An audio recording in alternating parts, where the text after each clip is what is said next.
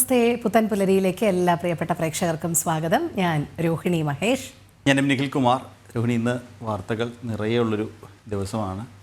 മലയാളത്തിൻ്റെ പ്രിയപ്പെട്ട ഭാവഗായകൻ ഇന്നലെ വിട പറഞ്ഞ ഒരു ദിവസം കൂടിയാണിന്ന്. അതെ, എന്തായാലും നമുക്ക് പ്രധാനപ്പെട്ട തലക്കെട്ടുകൾ നോക്കാല്ലേ. മലയാളത്തിൻ്റെ ഭാവഗായകൻ പി ജയചന്ദ്രന് വിട നൽകാൻ ജന്മനാട്. പൂകുന്നത്തെ തറവാട്ട് വീട്ടിലും സംഗീത നാടക അക്കാദമിയിലും പൊതുദർശനം. സംസ്കാരം നാളെ വൈകിട്ട് പറവൂർ ചേന്ദമംഗലത്ത്.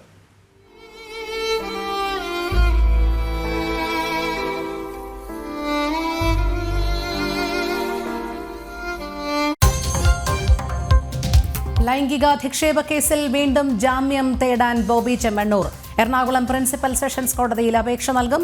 റിമാൻഡിലായ ബോബി കാക്കനാട്ടെ ജില്ലാ ജയിലിൽ.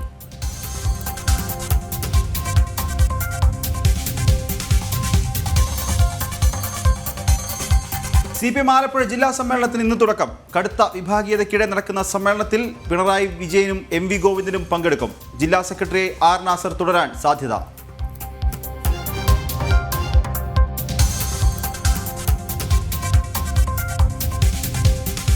ഭാരതീയ വിചാര കേന്ദ്രം സംസ്ഥാന സമ്മേളനത്തിന് ഇന്ന് തുടക്കം. 3 ദിവസത്തെ സമ്മേളനം മലപ്പുറം തിരൂരിൽ.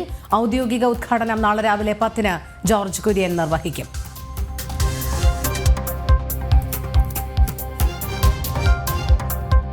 നിയമസഭാ രാജ്യാന്തര പുസ്തകോത്സവത്തിൽ ഇന്ന് ജനം TVയുടെ നൃത്ത സംഗീത രാവ്. ജനം TV മ്യൂസിക് ഇന്ത്യ സീസൺ 2-ൽ വിസ്മയം തീർക്കാൻ നടിയും പിന്നണി ഗായികയുമായ കൃഷ്ണപ്രഭയും COK ബാൻഡും.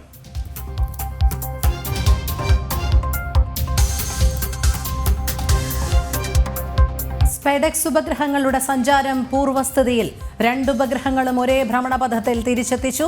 അമിതമായി മുന്നോട്ട് പോയ ചെസറിന്റെ സഞ്ചാര ദിശ കൃത്യമാക്കി ISRO.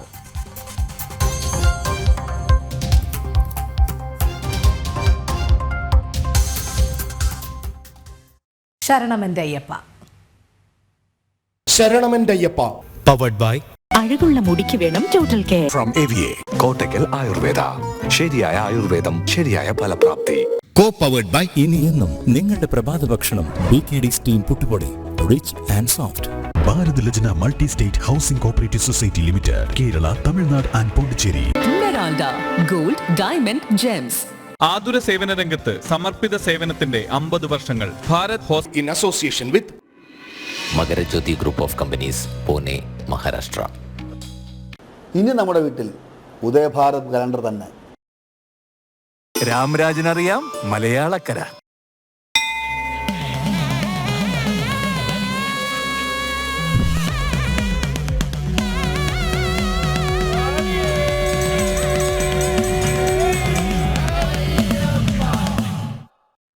ശബരിമലയിൽ വൻ ഭക്തജനത്തിരക്ക് തുടരുകയാണ്. 80,000-ഓളം ഭക്തരാണ് കഴിഞ്ഞ ദിവസം ദർശനത്തിന് എത്തിയത്. മകരവിളക്കിന് മുന്നോടിയായി വിപുലമായ സുരക്ഷാ ക്രമീകരണങ്ങളാണ് സന്നിധാനത്തും പരിസര പ്രദേശങ്ങളിലും ദേവസ്വം ബോർഡും പോലീസും ഒരുക്കിയിട്ടുള്ളത്. വിവരങ്ങളുമായി അഖിൽ പാലോട്ടുമടം ചേരുന്നുണ്ട്. അഖിൽ, ഇനി മകരവിളക്കിന് ദിവസങ്ങൾ മാത്രമാണ് ശേഷിക്കുന്നത്. ഒരുക്കങ്ങൾ അത് അവസാന ഘട്ടത്തിലാണ്.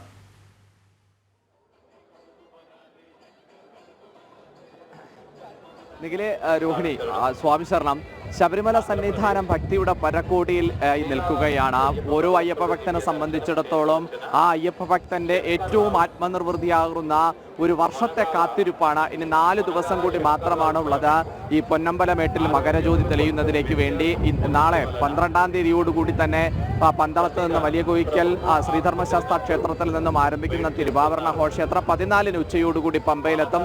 വൈകുന്നേരത്തോടുകൂടി തന്നെ അത് സന്നിധാനത്തേക്ക് എത്തും, അത് ശ്രീകോവിലേക്ക് എത്തും. അത് ചാർത്തിയാണ് പിന്നെ മകരസംക്രാന്തമായിട്ടുള്ള ആ സന്ധ്യാദീപാവനം നടക്കുക. ഓരോ അയ്യപ്പ ഭക്തനും ഓരോ വർഷക്കാലം കാത്തിരുന്ന അത്രയും ആഗ്രഹത്തോടെ, ആത്മവിശ്വാസത്തോടെ, ആത്മനിർവൃത്തിയോടെ ആ സാക്ഷാത്കാരത്തിന് വേണ്ടിയിട്ടാണ് കാത്തിരുന്നത്. അതിലേക്ക് ഇനി എത്താൻ ദിവസങ്ങൾ മാത്രമാണ്, മണിക്കൂറുകൾ മാത്രമാണ് ഉള്ളത്. ശബരിമല സന്നിധാനം വലിയ ഭക്തജന തിരക്കിലേക്ക് തന്നെയാണ് പോകുന്നത്. നമ്മൾ ദൃശ്യങ്ങൾ കാണുന്നത് പോലെ തന്നെ ഇപ്പോൾ 18-ാം പടി കയറി മുകളിലേക്ക് എത്തുന്ന അയ്യപ്പ ഭക്തരുടെ എണ്ണം പരിശോധിച്ച് നോക്കിയാൽ പോലും ശരാശരി ഏകദേശം 75-ൽ 1 മിനിറ്റിൽ 75 മുതൽ 80 വരെ അയ്യപ്പ ഭക്തർ ശരാശരി 1 മിനിറ്റിൽ 18-ാം പടി താണ്ടി എത്തുന്നുണ്ട്. അത്രയും അധികം അയ്യപ്പ ഭക്തരാണ് ശബരിമല ദർശനത്തിലേക്കായി എത്തുന്നത്. കഴിഞ്ഞ ദിവസവും ഏകദേശം 80,000-ന് മുകളിൽ, അതായത് എല്ലാ ദിവസവും ഇപ്പോൾ ഏകദേശം 1 ലക്ഷത്തോളം അടുപ്പിച്ചാണ് അയ്യപ്പ ഭക്തർ എത്തുന്നത്. അവിടെ നിന്നും ഫ്ലൈ ഓവർ ഇറങ്ങി ശ്രീകോവിലിന് അരികിലേക്ക് എത്തുന്ന അയ്യപ്പ ഭക്തർ നോക്കിയാലും അധികമായ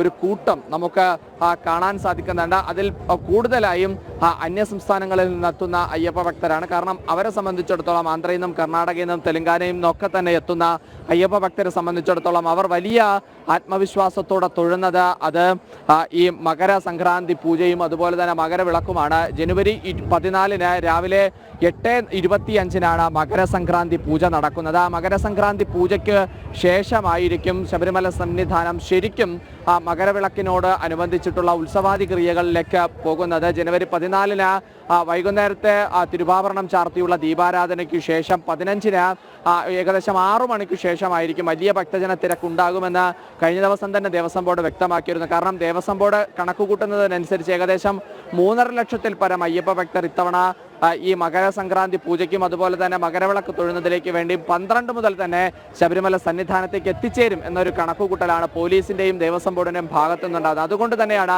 ചില ക്രമീകരണങ്ങൾ ഏർപ്പെടുത്തി സുരക്ഷ വർദ്ധിപ്പിക്കാനുള്ള ഒരു തീരുമാനത്തിലേക്ക് ദേവസ്വം ബോർഡും പോലീസും പോകുന്നത്. അതിന്റെ ഭാഗമായി 12-ാം തീയതി 60,000 പേർക്ക്, അതായത് സ്പോട്ട് ബുക്ക് ഈ വെർച്വൽ ക്യൂ 70,000-ൽ നിന്നും 60,000-ആയി ചുരുക്കുകയും 10,000 ആയിരുന്ന സ്പോട്ട് ബുക്കിംഗ് അത് 5,000-ആയി ചുരുക്കുകയും ചെയ്തൊരു ഭക്തജനങ്ങളുടെ ഒന്ന് നിയന്ത്രിക്കാൻ വേണ്ടിയിട്ടുള്ള ഒരു തീരുമാനം എടുത്തിരിക്കുകയാണ്. അതിനോടൊപ്പം തന്നെ 13-ാം തീയതി അത് 60,000-ൽ നിന്ന് വീണ്ടും 50,000-ലേക്ക് പോകും. പിന്നീട് 14-ാം തീയതി അത് 40,000 ആയിരിക്കും അയ്യപ്പ ഭക്തർക്ക് വെർച്വൽ ക്യൂവിലൂടെ സന്നിധാനത്തേക്ക് എത്താൻ സാധിക്കുന്നത്. എന്നാൽ 15-ാം തീയതി 70,000 നേരത്തെ തന്നെ സ്പോട്ട് കൊടുത്ത് അയ്യപ്പ ഭക്തർ ബുക്ക് ചെയ്തിരുന്നു. പക്ഷെ അവരോട് തന്നെ, അതായത് രാവിലെ 3 മണിക്കാണ് ഈ ശബരിമല അമ്പലം തുറക്കുന്നത്. അപ്പോൾ അമ്പലം തുറക്കുന്ന 3 to 4, 4 to 5, 5 to 6 ഈ 3 സ്ലോട്ടിലുമുള്ള അയ്യപ്പ ഭക്തരോട് രാവിലെ ഏകദേശം 11 മണിയോട്, അതായത് രാവിലെ 6 മണിക്ക് ശേഷം 11 മണിക്ക് അകത്തേക്ക് ശബരിമല സന്നിധാനത്തേക്ക് എത്തിയാൽ മതി എന്നുള്ള ഒരു അഭ്യർത്ഥനയാണ് ദേവസ്വം ബോർഡ് ഇപ്പോൾ മുന്നോട്ട് വെച്ചിരിക്കുന്നത്. അതിനോടൊപ്പം തന്നെ രാവിലെ 11 മണിയോട് കൂടിയായിരിക്കും, അതായത് 15-ാം തീയതി മാർച്ച് 15-ന് ജനുവരി 15-ന് മകരവിളക്ക് കഴിഞ്ഞ പിറ്റേ ദിവസം 11 മണിക്ക് ശേഷം മാത്രമേ സ്പോട്ട് ബുക്കിങ്ങിന് ഉള്ള അവസരവും ഒരുക്കുകയുള്ളൂ എന്നതാണ് ഇപ്പോൾ ദേവസ്വം ബോർഡ് വ്യക്തമാക്കിയത്. അതിനോടൊപ്പം തന്നെ ദേവസ്വം ബോർഡും ഇന്നലെ മുതൽ ഒരു കൺട്രോൾ റൂം ആരംഭിച്ചിട്ടുണ്ട്. ഏകദേശം 245 ക്യാമറകൾ സ്ഥാപിച്ചുകൊണ്ടാണ് വലിയ വിപുലമായ രീതിയിൽ ഒരു സുരക്ഷാ ക്രമീകരണം ഒരുക്കാൻ ദേവസ്വം ബോർഡും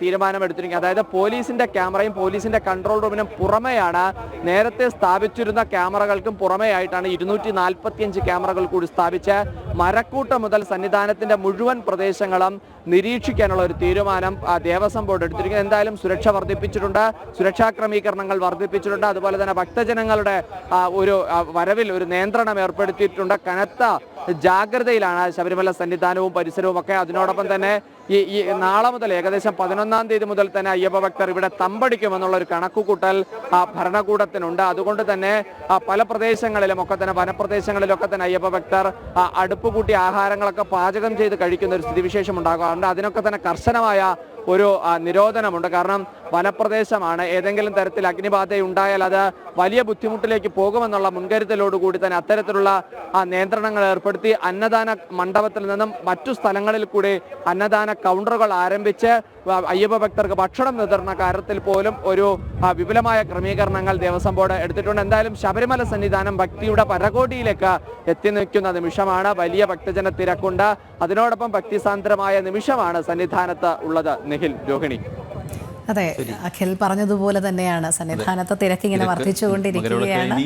ഏതാനും ദിവസങ്ങൾ മാത്രമേ ഉള്ളൂ. എന്തായാലും അതനുസരിച്ചുള്ള സുരക്ഷാ ക്രമീകരണങ്ങളും ഭംഗിയായി തന്നെ മുന്നോട്ട് പോകുന്നുണ്ട്. ഇന്ന് അഖിൽ മറ്റൊരു കാര്യം കൂടി പറഞ്ഞിട്ടുണ്ടായിരുന്നു. അതായത് ഈ സുരക്ഷാ ക്യാമറ ദേവസ്വം ബോർഡ് കൂടുതലായി ഒരുക്കിയിട്ടുണ്ട്.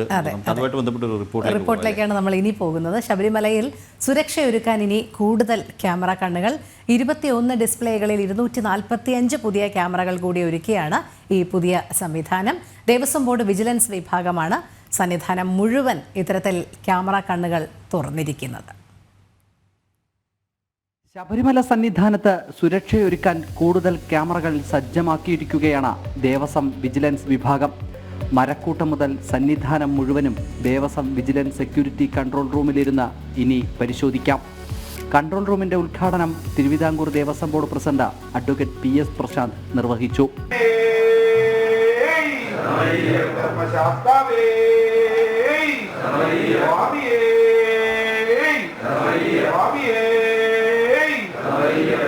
അല്ല, നമുക്ക് ഇവിടെ നിൽക്കുമ്പോൾ ഒരു അഭിമാനം തോന്നുകയാണ്. എല്ലാവർക്കും അറിയുന്നത് പോലെ ലക്ഷോപലക്ഷം ആളുകളാണ് ഓരോ ദിവസവും ശബരിമലയിലേക്ക് വന്നു പോകുന്നത്. അവരുടെ സുരക്ഷയും അവരുടെ എല്ലാ തരത്തിലുള്ള സജ്ജീകരണങ്ങളും ദേവസ്വം ബോർഡിനും സർക്കാരിനും അതിപ്രധാനമാണ്. അതുകൊണ്ട് തന്നെ വളരെ കാലമായി പോലീസ് ഞങ്ങളോട് ആവശ്യപ്പെട്ടുകൊണ്ടിരിക്കുന്നതാണ് സുസജ്ജമായൊരു കൺട്രോൾ റൂം. പോലീസിന് അവരുടേതായ സിസ്റ്റം ഉണ്ട് എങ്കിൽ പോലും ഈ മേഖലകളിലെല്ലാം നിലയ്ക്കൽ, പമ്പ, സന്നിധാനത്തിൻ്റെ എല്ലാ മേഖലകളിലും എല്ലാ സ്ഥലത്തും ശക്തമായ നിരീക്ഷണം ആവശ്യമാണെന്ന് ആവശ്യപ്പെടുന്നു. അതിൻ്റെ ഭാഗമായിട്ടാണ് ഇത്തരത്തിലൊരു സുസജ്ജമായ ക്യാമറ സംവിധാനം, കൺട്രോൾ റൂം സംവിധാനം നമ്മൾ ഒരുക്കിയിരിക്കുന്നത്. പോലീസ് ഒരുക്കിയിരിക്കുന്ന CCTV ക്യാമറകൾക്കും കൺട്രോൾ റൂമിനും പുറമെയാണ് അത്യാധുനിക സംവിധാനത്തിൽ ദേവസ്വത്തിന്റെ പുതിയ കൺട്രോൾ റൂം. 245 ക്യാമറകളും ഇവ നിരീക്ഷിക്കുവാൻ വേണ്ടി 21 ഡിസ്പ്ലേകളുമാണ് സ്ഥാപിച്ചിരിക്കുന്നത്.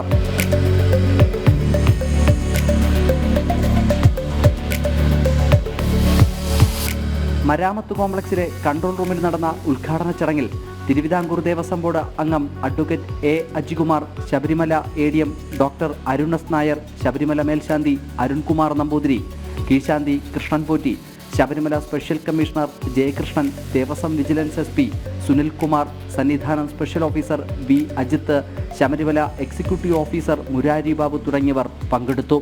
നിലവിലുള്ള ക്യാമറകൾക്കും പുറമെയാണ് 245 ക്യാമറകൾ സ്ഥാപിച്ച് ശബരിമല സന്നിധാനം കൂടുതൽ സുരക്ഷകൾ ഒരുക്കുന്നത്. മരക്കൂട്ടം മുതൽ സന്നിധാനം വരെയും ഭണ്ഡാരവും അരവണയും സോപാനവും 18-ാം പടിയുമെല്ലാം ഇനി കൂടുതൽ ക്യാമറ നിരീക്ഷണത്തിലാണ്. ക്യാമറകൾക്കൊപ്പം ക്യാമറമാൻ സനലിനൊപ്പം അഖിൽ പാലോട്ടുമഠം, ജനം, സന്നിധാനം. എന്തായാലും മലയാളത്തിൻ്റെ പ്രിയപ്പെട്ട ഭാവഗായകൻ P. ജയചന്ദ്രൻ വിട പറഞ്ഞിരിക്കുകയാണ്. എനിക്ക് തോന്നുന്നു മലയാളം, തമിഴ്, കന്നഡ അടക്കമുള്ള ഭാഷകളിലടക്കം 16,000-ഓളം ഗാനങ്ങൾ P. ജയചന്ദ്രൻ പാടിയിട്ടുണ്ട്. അതിൽ പലതും നമുക്ക് ഒരിക്കലും മറക്കാൻ സാധിക്കാത്ത ഗാനങ്ങളുണ്ട്. നമുക്ക് ആ റിപ്പോർട്ടിലേക്ക് വരാം.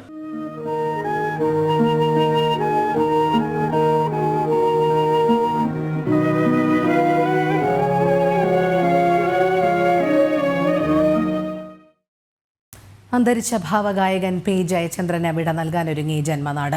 ഭൗതികദേഹം രാവിലെ പൂങ്കുന്നത്തെ വീട്ടിലെത്തിക്കും. ഉച്ചയ്ക്ക് 12:30 വരെ സംഗീത നാടക അക്കാദമിയിൽ പൊതുദർശനം.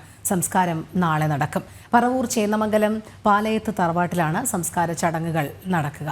ആനന്ദ് പുത്തൂർ ചേരുന്നു. ആനന്ദ്, ഭാവഗായകൻ വിടവാങ്ങിയിരിക്കുകയാണ്. അദ്ദേഹത്തിൻ്റെ സംസ്കാര ചടങ്ങുകൾ നാളെ ആയിരിക്കും. ഇന്ന് പൊതുദർശനത്തിനുള്ള സൗകര്യം ഒരുക്കിയിട്ടുണ്ട്. എങ്ങനെയാണ് അവിടെ കാര്യങ്ങൾ പുരോഗമിക്കുന്നത്?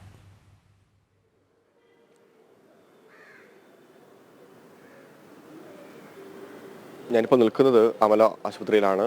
ഈ ഹോസ്പിറ്റലിലെ മോർച്ചറിയിലാണ് അദ്ദേഹത്തിൻ്റെ ഭൗതിക ശരീരം സൂക്ഷിച്ചിരിക്കുന്നത്. ഏതാണ്ട് 8 മണിയോട് കൂടി തന്നെ ഈ ഭൗതിക ശരീരം പൂങ്കുന്നത്തുള്ള അദ്ദേഹത്തിൻ്റെ ഫ്ലാറ്റിലേക്ക് എത്തിക്കും. അവിടെ നിന്ന് ഏതാണ്ട് 2 മണിക്കൂർ പൊതുദർശനം ഉണ്ടായിരിക്കും. അടുത്ത ബന്ധുക്കൾക്കും സുഹൃത്തുക്കൾക്കുമായിരിക്കും പ്രധാനമായും ഉദ്ദേശിച്ചുകൊണ്ട് തന്നെയാണ് ആ ഫ്ലാറ്റിൽ അദ്ദേഹത്തിൻ്റെ ഭൗതിക ശരീരം പൊതുദർശനത്തിന് വയ്ക്കുന്നത്. തുടർന്ന് 10 മണിക്ക് ഭൗതിക ശരീരം തൃശ്ശൂർ സാഹിത്യ അക്കാദമി റീജിയണൽ ഹാളിലേക്ക് കൊണ്ടുപോകും.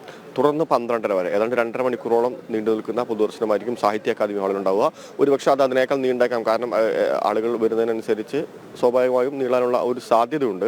എന്തായാലും ഈ സാഹിത്യ അക്കാദമി ഹാളിലെ റീജിയണൽ ഹാളിലെ പൊതുദർശനത്തിന് ശേഷം ആ ഭൗതിക ശരീരം തിരിച്ച് പൂങ്കുന്നത്തുള്ള തറവാട്ടിലേക്ക് കൊണ്ടുവരും.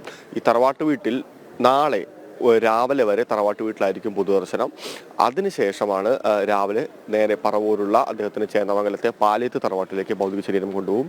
തുടർന്ന് അവിടെയായിരിക്കും പൊതുദർശനത്തിന് ശേഷം സംസ്കാര ചടങ്ങ് നടക്കുന്നത്. ഈ രീതിയിലാണ് ഇപ്പോൾ അദ്ദേഹത്തിൻ്റെ ഭൗതിക ശരീരത്തിൻ്റെയും സംസ്കാരത്തിൻ്റെയും പൊതുദർശനത്തിൻ്റെയും എല്ലാം ചടങ്ങുകൾ ക്രമീകരിച്ചിരിക്കുന്നത്. എന്തായാലും അല്പസമയത്തിനകം തന്നെ അദ്ദേഹത്തിൻ്റെ ഭൗതിക ശരീരം ഇവിടെ നിന്ന് പൂങ്കുന്നത്തെ ഫ്ലാറ്റിലേക്ക് കൊണ്ടുപോകും. കഴിഞ്ഞ ദിവസം തന്നെ രാത്രിയിൽ അദ്ദേഹം ഏതാണ്ട് 8 മണിയോട് കൂടിയാണ് അന്തരിക്കുന്നത്. അതേ സമയത്ത് തന്നെ നിരവധി ആളുകളാണ് ഈ ആശുപത്രിയിലേക്ക് ഓടിയെത്തിയത്. അദ്ദേഹത്തെ കാണാൻ അദ്ദേഹത്തിൻ്റെ സുഹൃത്തുക്കളും ബന്ധുക്കളും അദ്ദേഹത്തെ ഇഷ്ടപ്പെടുന്നവരും അദ്ദേഹത്തിൻ്റെ സിനിമാ മേഖലയിലുള്ളവരും സംഗീത രംഗത്തുള്ളവരും ജനപ്രതിനിധികളും അങ്ങനെ ഒരു വലിയ വിഭാഗം തന്നെ അദ്ദേഹത്തിൻ്റെ മരണത്തിൽ സങ്കടം അറിയിക്കാനും അദ്ദേഹത്തെ ഒന്ന് കാണാനും എത്രയും പെട്ടെന്നൊന്ന് കാണാനും ഇവിടേക്ക് ഓടിയെത്തിയിരുന്നു. തീർച്ചയായിട്ടും മലയാളത്തിൻ്റെ ഒരു തീരാ നഷ്ടം തന്നെയാണ്. അത്തരത്തിലേക്ക് സിനിമാ മേഖലയിലുള്ള എല്ലാവരും ഇപ്പോൾ അദ്ദേഹത്തെ അനുസ്മരിച്ചു കഴിഞ്ഞു. സംഗീത രംഗത്തുള്ള ആളുകളും ജനപ്രതിനിധികളും എല്ലാം വ്യക്തിപരമായി അവരുടെ അനുശോചനവും അവരുടെ അനുസ്മരണങ്ങളും അവരുടെ ഓർമ്മകളെല്ലാം ഇന്നലെ തൊട്ട് തന്നെ പറഞ്ഞിരുന്നു. എന്തായാലും അതിൽ വളരെ പ്രധാനപ്പെട്ട മഞ്ജു വാര്യർ പറഞ്ഞ ഒരു കാര്യം തന്നെയാണ്, ഓർമ്മകളിലേക്കുള്ള ഒരു തോണിയാണ് പി ജയചന്ദ്രൻ്റെ പാട്ടുകൾ എന്നാണ് അവർ പറഞ്ഞത്. തീർച്ചയായിട്ടും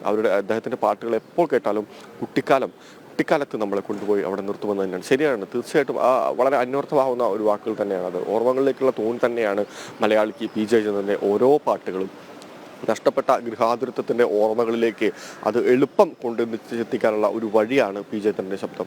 എന്തായാലും തീർച്ചയായിട്ടും നമുക്കറിയാവുന്ന പോലെ ഭാവഗായകനെന്ന് അന്വർത്ഥമാക്കുന്ന തലത്തിലേക്ക് തന്നെയാണ് അദ്ദേഹത്തിൻ്റെ ശബ്ദം എന്ന് പറയുന്നത്. അദ്ദേഹം അവസാന കാലഘട്ടത്തിൽ ചെയ്ത പാട്ട് ഗുരുവായൂരപ്പൻ്റെ പാട്ടാണ്. ഒരു നീണ്ട ഇടവേളയ്ക്ക് ശേഷം അദ്ദേഹം പാടുന്ന ഗുരുവായൂരപ്പൻ്റെ പാട്ടാണ്. അത് അദ്ദേഹം സംഗീത സംവിധാനം ചെയ്തുകൊണ്ട് പാടിയ ഒരു പാട്ട് കൂടിയാണ്. അദ്ദേഹം അന്ന് പറഞ്ഞ ഒരു പ്രധാനപ്പെട്ട കാര്യം, ഗുരുവായൂരപ്പൻ നിശ്ചയിക്കുന്നത് വരെ ഞാൻ എൻ്റെ ഈ പാട്ടുകൾ തുടരും, എൻ്റെ എല്ലാ ജീവിതവും എൻ്റെ എല്ലാ ശബ്ദവും ഞാൻ അദ്ദേഹത്തിന് കാഴ്ചവെക്കുന്നുവെന്നാണ് അദ്ദേഹം അവസാനം ആ പാട്ട് പാടിയതിനു ശേഷം സംഗീത സംവിധാനം നൽകി കൊടുത്ത ആ പാട്ട് പാടിയതിനു ശേഷം അദ്ദേഹം പറഞ്ഞത്. അപ്പോൾ ആ തലത്തിലേക്ക് വളരെ വലിയ രീതിയിലേക്കുള്ള ഒരു ആരാധക വൃന്ദത്തെ സൃഷ്ടിച്ചെടുക്കാൻ അദ്ദേഹത്തിന് സാധിച്ചിരുന്നു. സിനിമാ നടൻ മോഹൻലാൽ പറഞ്ഞ അദ്ദേഹത്തിൻ്റെ ജ്യേഷ്ഠ സഹോദരനെ പോലെയാണെന്നാണ്. അതുപോലെ തന്നെ ഓരോ ആളുകളെ എടുത്തു പരിശോധിക്കുമ്പോഴും എത്രത്തോളം വ്യക്തിബന്ധം അദ്ദേഹത്തിന് ഓരോ മേഖലയിലുള്ള ആളുകളുമായിട്ടുണ്ടായിരുന്നു നമുക്ക് മനസ്സിലാവും. കഴിഞ്ഞ ദിവസം പി ബാലചന്ദ്രൻ പറഞ്ഞത് പച്ചയായ മനുഷ്യനെന്നാണ്. തീർച്ചയായിട്ടും ആ ഒരു മുഖം കൂടിയുണ്ട്. അതായത് തനിക്കിഷ്ടമുള്ള കാര്യങ്ങൾ ആരുടെ മുഖത്ത് നോക്കി വിളിച്ചു പറയാനും യാതൊരു മടിയുമില്ലാതിരുന്ന ഒരാളാണ് പി ജയചന്ദ്രൻ കൂടി നമുക്ക് പറയേണ്ടതുണ്ട്. ആ തരത്തിലേക്കുള്ള ഒരു നിലപാടിൻ്റെ ഒരു വ്യക്തിയാണ്. പലപ്പോഴും ഈ ന്യൂജൻ പാട്ടുകളോട് കലഹിക്കേണ്ടി പോലും വന്നിട്ടുണ്ട് അദ്ദേഹത്തിന്. അത് പരസ്യമായി പല ഷോകളുണ്ടെങ്കിൽ കൂടി അതായിരുന്നു അദ്ദേഹത്തിൻ്റെ നിലപാട്. ആ തലത്തിൽ തന്നെ പ്രധാനപ്പെട്ട ചില ശീലങ്ങളിൽ ഈ മോര് കൂട്ടുന്നത് ഒഴിവാക്കണമെന്നുള്ള അഭിപ്രായങ്ങളെല്ലാം ഉണ്ടായിരുന്നെങ്കിലും അതൊന്നും ഒഴിവാക്കാൻ അദ്ദേഹത്തിന് താല്പര്യം ഉണ്ടായിരുന്നില്ല. പ്രത്യേകിച്ച് ശബ്ദത്തിനെ ബാധിക്കുന്ന മുറുക്കുന്നത് അദ്ദേഹത്തിൻ്റെ ഒരു ശീലമായിരുന്നു. പക്ഷെ അതിന് അവസാന കാലഘട്ടങ്ങളിൽ അദ്ദേഹം അവസാനം കുറച്ച് നിയന്ത്രണം ഏർപ്പെടുത്തിയെന്നാണ് പറയുന്നത്. എന്തായാലും ചിട്ടവട്ടങ്ങളുള്ള ഒരു ജീവിതമായിരുന്നു. തീർച്ചയായിട്ടും ആ ഒരു രീതിയിൽ ചിട്ടയോടനുസരിച്ച് തന്നെ ജീവിച്ചു വന്ന ഒരു മനുഷ്യനായിരുന്നു. കഴിഞ്ഞ കുറച്ച് കാലങ്ങളായി അർബുദബാധയുമായി ബന്ധപ്പെട്ടുകൊണ്ടും കരൾ രോഗവുമായി ബന്ധപ്പെട്ടുകൊണ്ടൊക്കെ ചികിത്സയിലായിരുന്നു. കഴിഞ്ഞ ദിവസം അദ്ദേഹത്തെ ചികിത്സിച്ച ഡോക്ടർ പറഞ്ഞു അത്തരത്തിൽ ആശുപത്രിയിൽ അധിക സമയം കിടക്കാൻ അദ്ദേഹത്തിന് ഇഷ്ടമല്ല, അതുകൊണ്ട് വളരെ പെട്ടെന്ന് തന്നെ ഡിസ്ചാർജ് വാങ്ങി പോകുന്ന ചില പ്രവണതകൾ കാണിക്കാറുണ്ട് എന്ന് പറഞ്ഞിരുന്നു. എന്തായാലും ഇന്നലെ ഇത്തരത്തിൽ കുഴഞ്ഞു വീഴുകയും കുറച്ച് അധികമാവുകയും ചെയ്തതോടുകൂടി തന്നെയാണ് ആശുപത്രിയിൽ പ്രവേശിപ്പിച്ചത്. പക്ഷേ 7:54 കൂടി തന്നെ മരണം സംഭവിക്കുകയായിരുന്നു. എന്തായാലും ഇനി അല്പസമയത്തിന് ശേഷം 8 മണിയോടുകൂടി അദ്ദേഹത്തെ ഈ അമല ആശുപത്രിയിൽ നിന്ന് അദ്ദേഹത്തിൻ്റെ മൃതദേഹം പൂങ്കുന്നത്തെ ഫ്ലാറ്റിലേക്ക് കൊണ്ടുപോകും. അതെ, അനന്ത് പറഞ്ഞതുപോലെ തന്നെയാണ് തൻ്റേതായ ഒരു ഇടം മലയാള ചലച്ചിത്ര രംഗത്ത് ഗാനരംഗത്ത് സ്ഥാപിച്ചതിന് ശേഷമാണ് പി ജയചന്ദ്രൻ വിടവാങ്ങുന്നത്.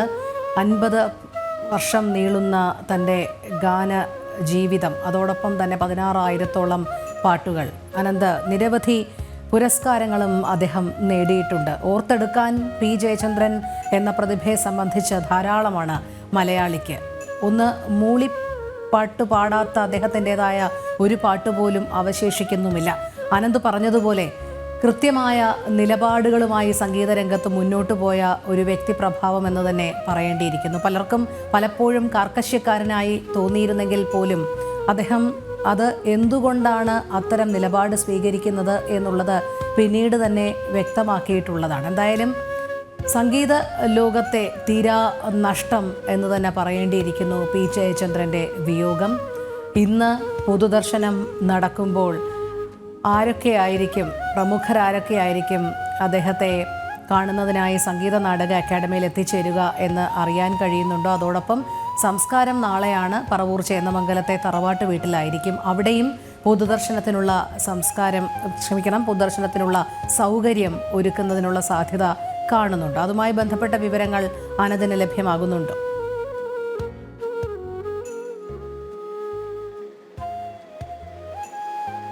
എന്തായാലും ഈ തൃശ്ശൂർ ജില്ലയിൽ ഇന്ന് 3 സ്ഥലങ്ങളിലായിട്ടായിരിക്കും ഈ മൃതദേഹം ഭൗതിക ശരീരം പൊതുദർശനത്തിന് വയ്ക്കുന്നത്. ഒന്ന് ഞാൻ നേരത്തെ സൂചിപ്പിച്ച പോലെ തന്നെ അദ്ദേഹത്തിൻ്റെ പൂങ്കുന്നത്തുള്ള ഫ്ലാറ്റിലാണ്. അവിടെ സ്വാഭാവികമായും അദ്ദേഹത്തിൻ്റെ അടുത്ത ബന്ധുക്കളും സുഹൃത്തുക്കളും ആണ് വരിക എന്നാണ് പ്രതീക്ഷിക്കുന്നത്. പക്ഷേ ഈ പ്രതീക്ഷകൾക്കെല്ലാം അപ്പുറമാണ്. കാരണം അന്തരിച്ചിരിക്കുന്നത് മലയാളത്തിൻ്റെ ഭാവഗായകനാണ്. സ്വാഭാവികമായും നിരവധി ആളുകൾ അവിടേക്ക് എത്താനുള്ള ഒരു സാധ്യതയുണ്ട്. തുടർന്ന് റീജിയണൽ തിയേറ്ററിലേക്ക് മാറ്റും.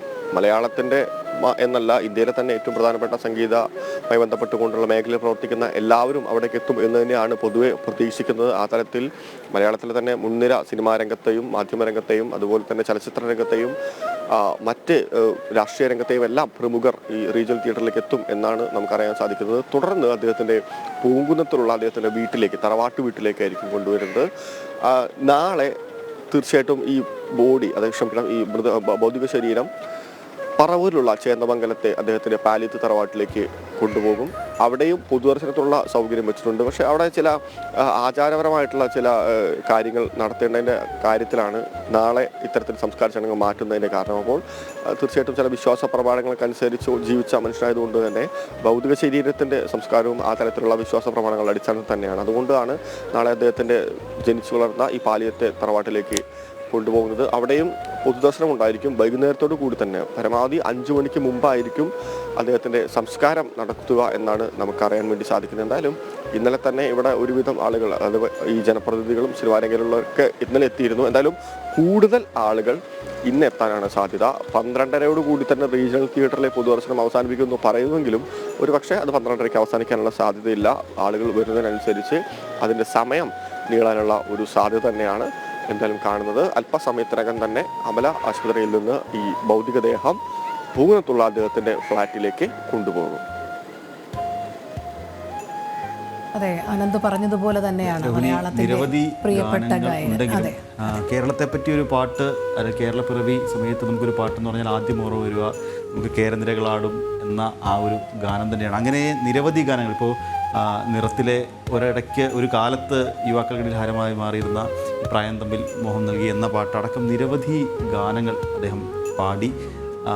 അദ്ദേഹത്തിൻ്റെ ഒട്ടുമിക്ക പാട്ടുകളും മലയാളികൾക്ക് സുപരിചിതമാണ് എന്നുള്ളതാണ് ഏറ്റവും ശ്രദ്ധേയകരം. അദ്ദേഹം ആദ്യമായി പുറത്തിറങ്ങിയ മഞ്ഞരയിൽ മുങ്ങിത്തോർത്തി എന്ന ഗാനം മുതൽ ഇങ്ങോട്ട് അദ്ദേഹം പാടിയ ഒട്ടുമിക്ക പാട്ടുകളും മലയാളികൾക്ക് സുപരിചിതമാണ് എന്നുള്ളതാണ് ഏറ്റവും ശ്രദ്ധേയകരമായ കാര്യം.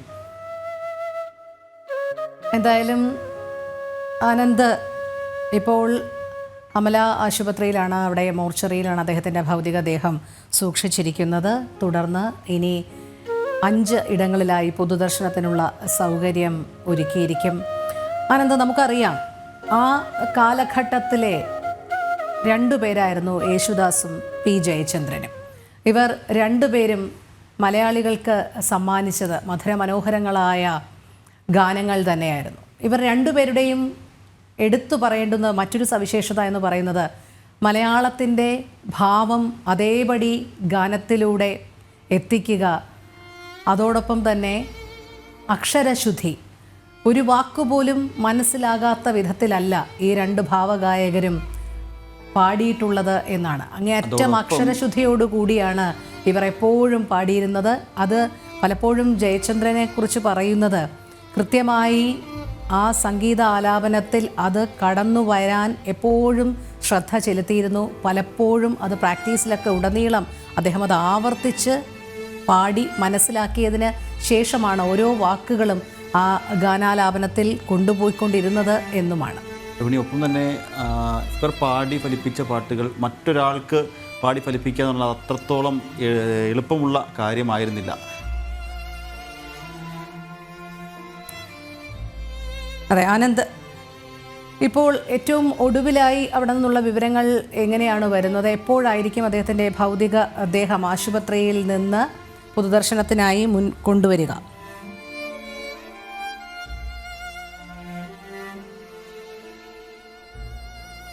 8 മണിയോട് കൂടെ തന്നെ അത് തന്നെയാണ് ഇപ്പോൾ നമുക്ക് ലഭിക്കുന്ന ഏറ്റവും അവസാനത്തെ വിവരം. ഏതാണ്ട് അരമണിക്കൂറിനകം തന്നെ ഈ മോർച്ചറിയിൽ നിന്ന് ഈ ഭൗതികദേഹം പൂങ്കുന്നത്തുള്ള അദ്ദേഹത്തിൻ്റെ ഫ്ളാറ്റിലേക്ക് കൊണ്ടുപോകും. ഇന്നലെ മുഴുവൻ ഈ ഭൗതികദേഹം ഈ മോർച്ചറിൽ തന്നെയാണ് സൂക്ഷിച്ചിരുന്നത്. ഇന്ന് രാവിലെ ഇത്തരത്തിലുള്ള ക്രമീകരണങ്ങളുടെ ഭാഗമായി ഇന്നലെ വീട്ടിലേക്ക് കൊണ്ടുപോയിരുന്നില്ല.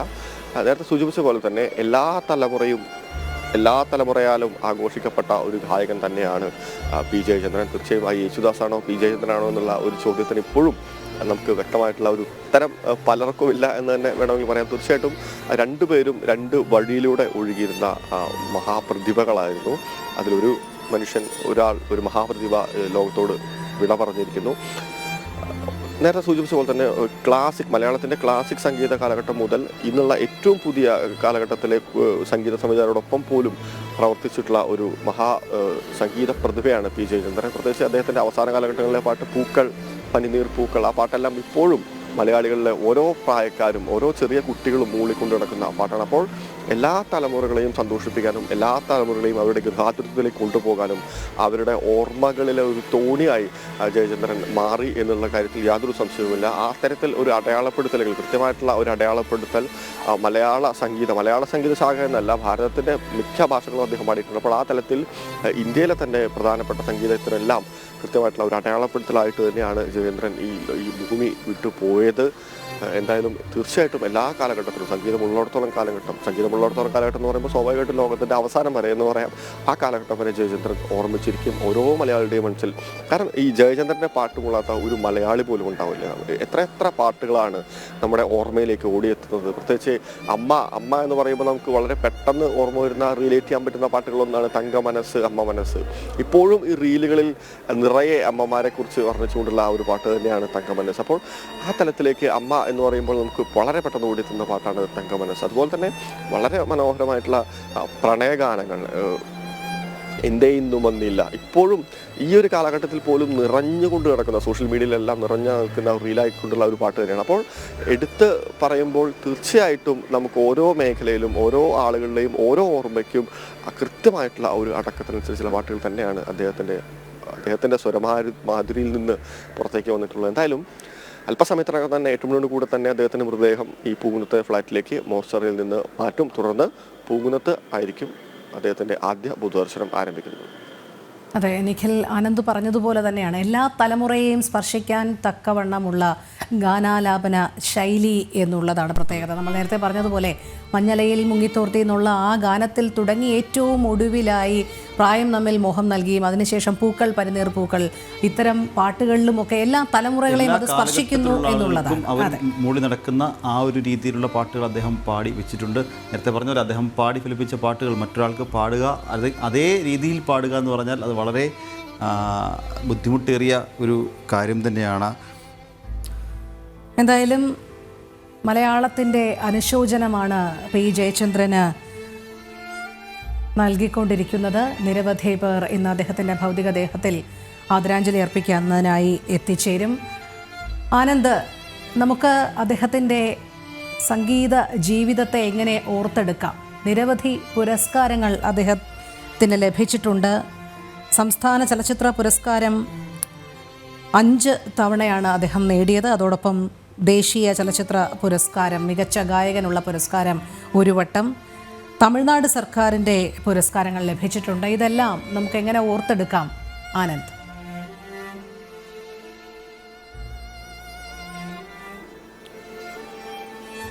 തീർച്ചയായിട്ടും, അതായത് അദ്ദേഹത്തിന് ലഭിച്ച പുരസ്കാരങ്ങൾ എന്ന് പറയുന്നത് ഒരു സാഗരം പോലെ ഒഴുകി വന്നിട്ടുള്ള ആണ്. നിരവധി പുരസ്കാരങ്ങൾ, അത് വളരെ ചെറുപ്പം മുതൽ തന്നെ തൻ്റെ സംഗീത ജീവിതം ആരംഭിച്ചത് മുതൽ തന്നെ ഇങ്ങ് അവസാനിക്കുന്ന സമയം വരെ എണ്ണിയാൽ ഒടുങ്ങാത്ത, അല്ലെങ്കിൽ എണ്ണിയാൽ തീരാത്ത, വിരൽ എണ്ണിയാൽ ഒടുങ്ങാത്ത അത്ര പുരസ്കാരങ്ങളാണ് അദ്ദേഹത്തിന് ലഭ്യമായിട്ടുള്ളത്. ഞാൻ നേരത്തെ സൂചിപ്പിച്ച പോലെ തന്നെ അദ്ദേഹത്തിൻ്റെ പാട്ടുകൾ തന്നെയാണ് ഓരോ മലയാളിയും മൂളി നടക്കുന്ന പാട്ടുകളാണ്. ജയചന്ദ്രൻ്റെ പാട്ട് മൂളാത്ത ഒരു മലയാളി പോലും ഉണ്ടാവില്ല. പ്രത്യേകിച്ച് ഈ പ്രായം തമ്മിൽ മോഹം നൽകി എന്ന് പറയുന്ന ഈ പാട്ടൊക്കെ ആ ഒരു കാലഘട്ടത്തിൽ മാത്രമല്ല, ഈ ഒരു കാലഘട്ടത്തിലെ യുവതലമുറകൾ കൂടി പലപ്പോഴും കോളേജുകളിലെ പരിപാടികൾ വരുമ്പോഴാവട്ടെ, ഉത്സവപ്പറമ്പലുകളിലെ ഗാനമേളകൾ പോലാവട്ടെ, ഇപ്പോഴും ആ പാട്ട് പാടുന്ന നിരവധി ഗാനമേളകളുണ്ട്. അപ്പോൾ ഈ പറയുന്ന പോലെ തന്നെ ഒരു കാലഘട്ടത്തിനപ്പുറത്തേക്ക് അല്ലെങ്കിൽ കാലത്തിനെയും മറികടന്നുകൊണ്ടുള്ള ചില പാട്ടുകൾ അദ്ദേഹം പാടിവെച്ചിട്ടുണ്ട്. ഈ പ്രായം തമ്മിൽ മോഹം നൽകിയ പാട്ടൊക്കെ തീർച്ചയായിട്ടും. അതുപോലെ തന്നെ ഈ ഒന്നിന് ശ്രുതി താഴ്ത്തി പാടുക പൂങ്കുയിലെ എന്ന് പറയുന്ന ആ പാട്ട് ഇപ്പോഴും ലളിതഗാന മത്സരങ്ങളിൽ ഭൂരിഭാഗവും കുട്ടികളും ആലപിക്കുന്നതും പലരും സമ്മാനം വാങ്ങിക്കുന്ന ഒരു പാട്ടാണ്. അത് തീർച്ചയായിട്ടും മലയാളത്തിൻ്റെ ആ ഒരു സൗന്ദര്യം, എത്രത്തോളം കവിഞ്ഞൊഴുകുന്ന വരികളും അതിനൊപ്പിച്ചു കൊണ്ടുതന്നെയുള്ള ആ ശബ്ദവും ആ ഭാവ ശബ്ദവും തീർച്ചയായിട്ടും മലയാളിക്ക് ഓർമ്മിക്കാൻ, ഏത് കാലഘട്ടത്തിലും ഓർമ്മിക്കാൻ, പ്രത്യേകിച്ച് ആ പാട്ടൊക്കെ എന്ന് പറയുമ്പോൾ ഏതാണ്ട് വർഷങ്ങൾക്ക് മുമ്പ് പാടിയ പാട്ടാണ്. ഈ ഒരു കാലഘട്ടത്തിലും ഈ ഒരു ടെക്നോളജിയുടെ അതിപ്രസരത്തിലും പക്ഷേ ആ പാട്ടുകളുടെ എല്ലാം ആ ഒരു ഭംഗി, ആ ഭാവുകത്വം ചോർന്നു പോവാതെ തന്നെ മലയാളി, ഏത് പ്രായക്കാരാവട്ടെ, മലയാളി മനസ്സിൽ സൂക്ഷിക്കുന്ന ഒരു പാട്ടാണ്. ഈ തലമുറയിലെ ചെറിയ കുട്ടികളടക്കം മത്സരങ്ങളിൽ ഇപ്പോഴും പാടുന്നത് ഒന്നിനി പാടുക പോകുകയില്ല എന്ന് പറയുന്ന ആ പാട്ട് തന്നെയാണ്. അപ്പോൾ ആ തലത്തിലേക്ക് ഞാൻ നേരത്തെ സൂചിപ്പിച്ച പോലെ തന്നെ തലമുറകളാൽ ആഘോഷിക്കപ്പെട്ട ഒരു ഗായകൻ തന്നെയാണ്. എല്ലാ തലമുറകൾക്കും വേണ്ട വക അദ്ദേഹം കൊടുത്തിട്ടുണ്ട്. പ്രത്യേകിച്ച് ഏറ്റവും പുതിയ, ഞാൻ നേരത്തെ സൂചിപ്പിച്ച പോലെ തന്നെ പൂക്കൾ പണിതൊരു പൂക്കൾ എത്ര മനോഹരമായിട്ടുള്ള ഒരു പ്രണയഗാനമാണ്. അപ്പോൾ ഓരോ തലമുറയ്ക്കും ആഘോഷിക്കാനും ഓരോ തലമുറയ്ക്കും സന്തോഷിക്കാനും അവരുടെ ഓർമ്മകളെ ഉണർത്താനും അവരുടെ ഗൃഹാതുരത്വത്തിൻ്റെ ഏറ്റവും വലിയ ചില ഒരു സമ്മാനമാണ് സത്യത്തിൽ പറഞ്ഞാൽ പി ജയചന്ദ്രൻ്റെ പാട്ടുകൾ. അത് തന്നെയാണ് മഞ്ജു വാര്യർ അടക്കമുള്ള ആളുകൾ അനുസ്മരിച്ചത്. അദ്ദേഹം മോഹൻലാൽ അനുസ്മരിച്ച് അദ്ദേഹം ജ്യേഷ്ഠനെ പോലെയാണെന്നാണ്, ജ്യേഷ്ഠ സഹോദരനാണെന്നാണ്. അപ്പോൾ ഓരോ ആളുകൾക്കും ജയചന്ദ്രനെ കുറിച്ച് പറയാൻ 100 കാര്യങ്ങളുണ്ട്. തീർച്ചയായിട്ടും അല്പസമയത്തിനകം തന്നെ ഈ വീട്ടിലേക്ക് എത്തിത്തുടങ്ങും. അതുമായി ബന്ധപ്പെട്ടുള്ള ആളുകൾ എത്തും. റീജിയണൽ തിയേറ്ററിൽ അതുമായി ബന്ധപ്പെട്ടുള്ള ചലച്ചിത്ര മേഖലയിലും മറ്റെല്ലാ സാംസ്കാരിക മേഖലയിലും ആളുകൾ എത്തിത്തുടങ്ങും. അവരുടെ പ്രതികരണങ്ങളിൽ നിന്ന് നമുക്ക് കൂടുതൽ എന്തായാലും അദ്ദേഹത്തെ കുറിച്ച് അറിയാം. അന്തരിച്ച ഭാവഗായകൻ പി ജയചന്ദ്രന് വിട നൽകാനൊരുങ്ങി ജന്മനാട്. ഭൗതികദേഹം രാവിലെ പൂങ്കുന്നത്തെ വീട്ടിലെത്തിക്കും. ഉച്ചയ്ക്ക് 12:30 വരെ സംഗീത നാടക അക്കാദമിയിൽ പൊതുദർശനമുണ്ടാകും. സംസ്കാരം നാളെ ആയിരിക്കും നടക്കുക. പറവൂർ ചേന്നമംഗലം പാലയത്ത് തറവാട്ടിലാണ് സംസ്കാര ചടങ്ങുകൾ നടക്കുക.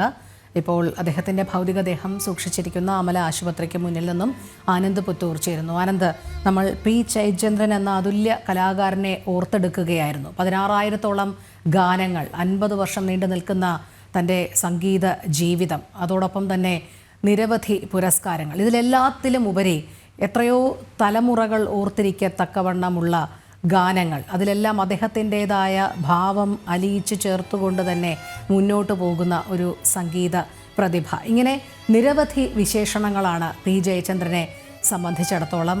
ഓരോ ഗാനത്തിലും അദ്ദേഹത്തിൻ്റെതായ ഒരു മുദ്ര പതിപ്പിക്കാൻ സാധിച്ചിട്ടുണ്ട് എന്നുള്ളത് തന്നെയാണ് ഏറ്റവും വലിയ പ്രത്യേകത. അത് പ്രണയത്തിലാകട്ടെ, വിരഹഗാനത്തിലാകട്ടെ, ഏതിലായാലും അദ്ദേഹത്തിൻ്റെതായ ആ ശബ്ദ മാധുരി, ആ ശൈലി, അതെല്ലാം അദ്ദേഹം അതിമനോഹരമായി തന്നെ സംഗീത പ്രേമികളിലേക്ക് എത്തിച്ചിട്ടുണ്ട്, അവരുടെ മനസ്സുകളെ കീഴടക്കിയിട്ടുണ്ട് എന്ന് തന്നെ നമുക്ക് ഈ അവസരത്തിൽ പറയേണ്ടി വരും.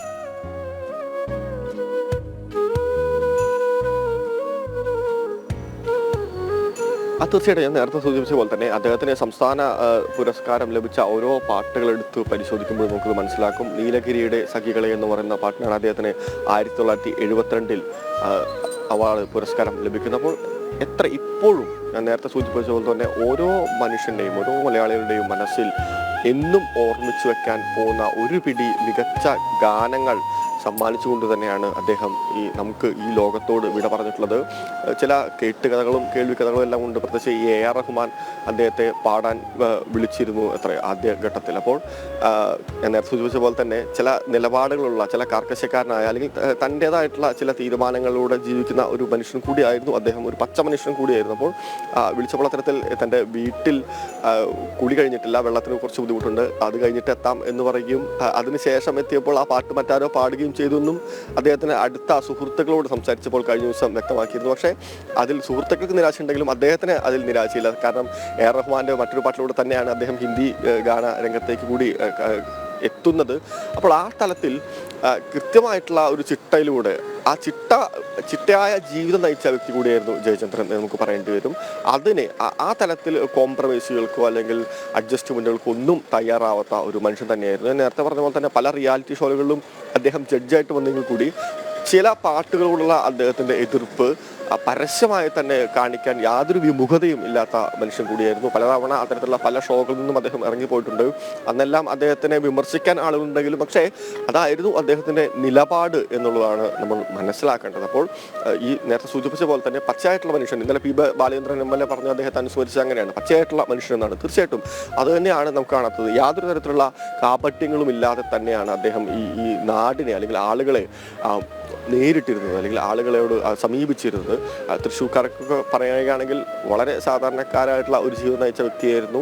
സൂപ്പർ മാർക്കറ്റുകളിലും കടയിലും ഒക്കെ നേരിട്ട് വന്നു തന്നെ സാധാരണക്കാരെ പോലെ തന്നെ നമ്മൾ എല്ലാ മനുഷ്യരെ പോലെ തന്നെ വന്നുകൊണ്ട് ആളുകളോട് പെരുമാറുന്ന ഒരാൾ തന്നെയായിരുന്നു. അപ്പോൾ ആ തലത്തിൽ ഞാൻ നേരത്തെ സൂചിപ്പിച്ച പോലെ തന്നെ അദ്ദേഹത്തിൻ്റെ ഓരോ പാട്ടുകളും എടുത്ത് പരിശോധിക്കുകയാണെങ്കിൽ പ്രത്യേകിച്ച് ഈ കേരളത്തിൻ്റെ ഒരു തനിമ അത്തരം കാര്യങ്ങൾ ഓർമ്മ വരുമ്പോൾ നമുക്ക് വരുന്നത് കേരനിരകളാടുമെന്ന് പറയുന്ന പാട്ട് തന്നെയാണ്. ഈ ഒരു കാലഘട്ടത്തിലും ഈ കേരളപ്പിറവി ദിനത്തിൽ ഭൂരിഭാഗം സ്ഥലങ്ങളിലും അതിൻ്റെ ആഘോഷങ്ങളുമായി ബന്ധപ്പെട്ടുകൊണ്ട് വെക്കുന്ന പാട്ടുകളിലൊന്ന് കേരനിരകളാടും എന്ന് പറയുന്ന ആ ഒരു പാട്ട് തന്നെയാണ്. അപ്പോൾ തീർച്ചയായിട്ടും ആ വരികളുടെ സൗന്ദര്യം ചോർന്നു പോകാതെ, ആ ഭാവുകത്വങ്ങൾ നഷ്ടം വരാതെ എന്താണോ കവി ഉദ്ദേശിച്ചത് ഒരു പക്ഷേ അതിന് അപ്പുറത്തേക്കുള്ള ഒരു സൗന്ദര്യം ആ വരികൾക്ക് നൽകാൻ തീർച്ചയായിട്ടും ജയചന്ദ്രന് എല്ലാ പാട്ടുകളിലും സാധിച്ചിരുന്നു എന്ന് പറയുന്നത് തന്നെയാണ് ഏറ്റവും നല്ലത്. പിന്നെ മറ്റ് പാട്ടുകൾ നീയൊരു പുഴയായി തഴുകുമ്പോൾ അതിനും അദ്ദേഹത്തിന് പുരസ്കാരം ലഭിച്ചിട്ടുണ്ട് ദിലീപിൻ്റെ സിനിമയിലെ. എന്തായാലും ഓരോ പാട്ടുകളും അദ്ദേഹം പാടിവെച്ച ഓരോ പാട്ടുകളും വിരൽ തൊട്ടാൽ ഒരുപാട് പാട്ടുകൾ അങ്ങനെ ഓർമ്മ വരുന്നുണ്ട് അദ്ദേഹത്തിന്. വിരൽ തൊട്ടാൽ വിരിയുന്ന പെൺപൂവ് എന്ത് മനോഹരമായിട്ടാണ് അദ്ദേഹം അത് ആലപിച്ചിരിക്കുന്നത്. അപ്പോൾ ഓരോ പാട്ടുകൾ എടുത്ത് നമ്മൾ പരിശോധിക്കുമ്പോഴും തീർച്ചയായിട്ടും അതിലൊരു വേറിട്ട് നിൽക്കുന്ന അദ്ദേഹത്തിൻ്റെത് മാത്രമായിട്ടുള്ള ഒരു കയ്യൊപ്പ്. ഈ പറഞ്ഞ പോലെ തന്നെ മറ്റാര് പാടിയാലും മറ്റാരനുകരിച്ചാലും അല്ലെങ്കിൽ സൗന്ദര്യം നഷ്ടപ്പെട്ടു പോയേക്കാവുന്ന ഒരു പിടി ഗാനങ്ങൾ തന്നെയാണ് അദ്ദേഹം പാടിയിട്ടുള്ളത്. അതുകൊണ്ട് തന്നെയാണ് മലയാളികൾ അദ്ദേഹത്തിന് ചേരുന്ന ഒരു പേര് കൊടുത്തത് ഭാവഗായകൻ. തീർച്ചയായിട്ടും ആ വാക്ക് അല്ലെങ്കിൽ ആ ഒരു പ്രയോഗം അദ്ദേഹത്തിന് കൊടുത്തിരുന്ന ആ ഒരു പദവി ഒരുപക്ഷെ മറ്റാർക്കും ചേരാത്ത ഒരു പദവി തന്നെയാണ്. മലയാളത്തിന് ഒറ്റ ഭാവഗായകനെ ഉണ്ടായിരുന്നുള്ളൂ, അദ്ദേഹമാണ് എന്തായാലും നമ്മോട് വിട്ടുപോയത്. ഞാൻ നേരത്തെ സൂചിപ്പിച്ച പോലെ തന്നെ ഇനി മറ്റ് ചടങ്ങുകളാണ്. അല്പസമയത്തിനകം തന്നെ അദ്ദേഹത്തിന്റെ ഭൗതികദേഹം ഈ ആനന്ദ, ഞാനൊന്ന് ഇടപെടുകയാണ്. ആനന്ദ തുടരുക. നമുക്ക് അദ്ദേഹത്തെ സ്മരിക്കുന്നതിനായി അതിഥികളും ചേരുന്നുണ്ട്. പുത്തൻ പുലരിയിൽ ഗായകനായ ശ്രീ മധു ബാലകൃഷ്ണൻ ഇപ്പോൾ ടെലിഫോൺ ലൈനിൽ നമ്മോടൊപ്പം ചേരുന്നു. ശ്രീ മധു ബാലകൃഷ്ണൻ, പി ജയചന്ദ്രനെ താങ്കൾ എങ്ങനെയാണ് ഓർത്തെടുക്കുന്നത്, ആ അതുല്യ പ്രതിഭയെ? ഞങ്ങൾ വളരെ നല്ല ആത്മബന്ധമുള്ള, എനിക്ക് അദ്ദേഹത്തിന് എന്നോടും വളരെ ആത്മബന്ധം ഉണ്ടായിരുന്നു. ഞങ്ങൾ ഇടയ്ക്ക് വിളിച്ച് സംസാരിക്കുമായിരുന്നു. പറ്റുമ്പോഴൊക്കെ പല വേദികളിൽ വെച്ച് ഞങ്ങൾ കണ്ടിട്ട് സംസാരിക്കാറുണ്ട്. വളരെ കുട്ടിക്കാലം മുതൽ അദ്ദേഹത്തിന്റെ പാട്ടുകൾ കേട്ട് അദ്ദേഹത്തിന്റെ ഒരു ആരാധകനായിട്ട് തന്നെയാണ് ഞാൻ വളർന്നു വന്നത്. കാരണം എന്റെ അച്ഛന് ഏറ്റവും ഇഷ്ടം അദ്ദേഹത്തിന്റെ പാട്ടുകളായിരുന്നു. ഒരു ദിവസം ആരംഭിക്കുന്നത് ജയേട്ടൻ ആലപിച്ച പുഷ്പാഞ്ജലി എന്ന് പറഞ്ഞ ആൽബം ഉണ്ട്. അതിലെ വിഘ്നേശ്വര ജന്മനാളികേരം എന്ന് തുടങ്ങുന്ന ഗാനം മുതൽ ആ ആൽബം മുഴുവൻ, അതുകൂടാതെ ജയേട്ടൻ പാടിയിട്ടുള്ള സിനിമാ പാട്ടുകൾ, ഇതെല്ലാം എന്റെ അച്ഛൻ എപ്പോഴും വീട്ടിൽ പ്ലേ ചെയ്യുമായിരുന്നു. അപ്പൊ അന്ന് മുതലേ എന്റെ മനസ്സിന്റെ ഉള്ളിൽ കയറി പറ്റിയ ഒരു ശബ്ദവും ഗായകനുമാണ് ജയേട്ടൻ. പിന്നെ ഞാൻ ഈ ഫീൽഡിൽ വന്നതിന് ശേഷം അദ്ദേഹമായിട്ട് കൂടുതൽ അടുക്കാൻ പറ്റി. മദ്രാസിൽ വെച്ച് ഞാൻ പഠിക്കുന്ന കാലത്താണ് അദ്ദേഹത്തിനെ നേരിട്ട് കാണുന്നതും സംസാരിക്കുന്നതും. പിന്നെ ഞാൻ സിനിമയിൽ പാടാൻ തുടങ്ങിയതിന് ശേഷം പലപ്പോഴും പല സ്റ്റുഡിയോകളിൽ വെച്ചും വേദികളിൽ വെച്ചും കാണാൻ സാധിച്ചു. പിന്നെ ഞാൻ കടവുള്ള സിനിമയിൽ പാടിയപ്പോ പിച്ചൈ പാത്രമേന്തി വന്നേൻ എന്ന പാട്ട് പാടിക്കഴിഞ്ഞപ്പോൾ അത് എന്നെ വിളിച്ച് വളരെയധികം അപ്രീഷിയേറ്റ് ചെയ്യും.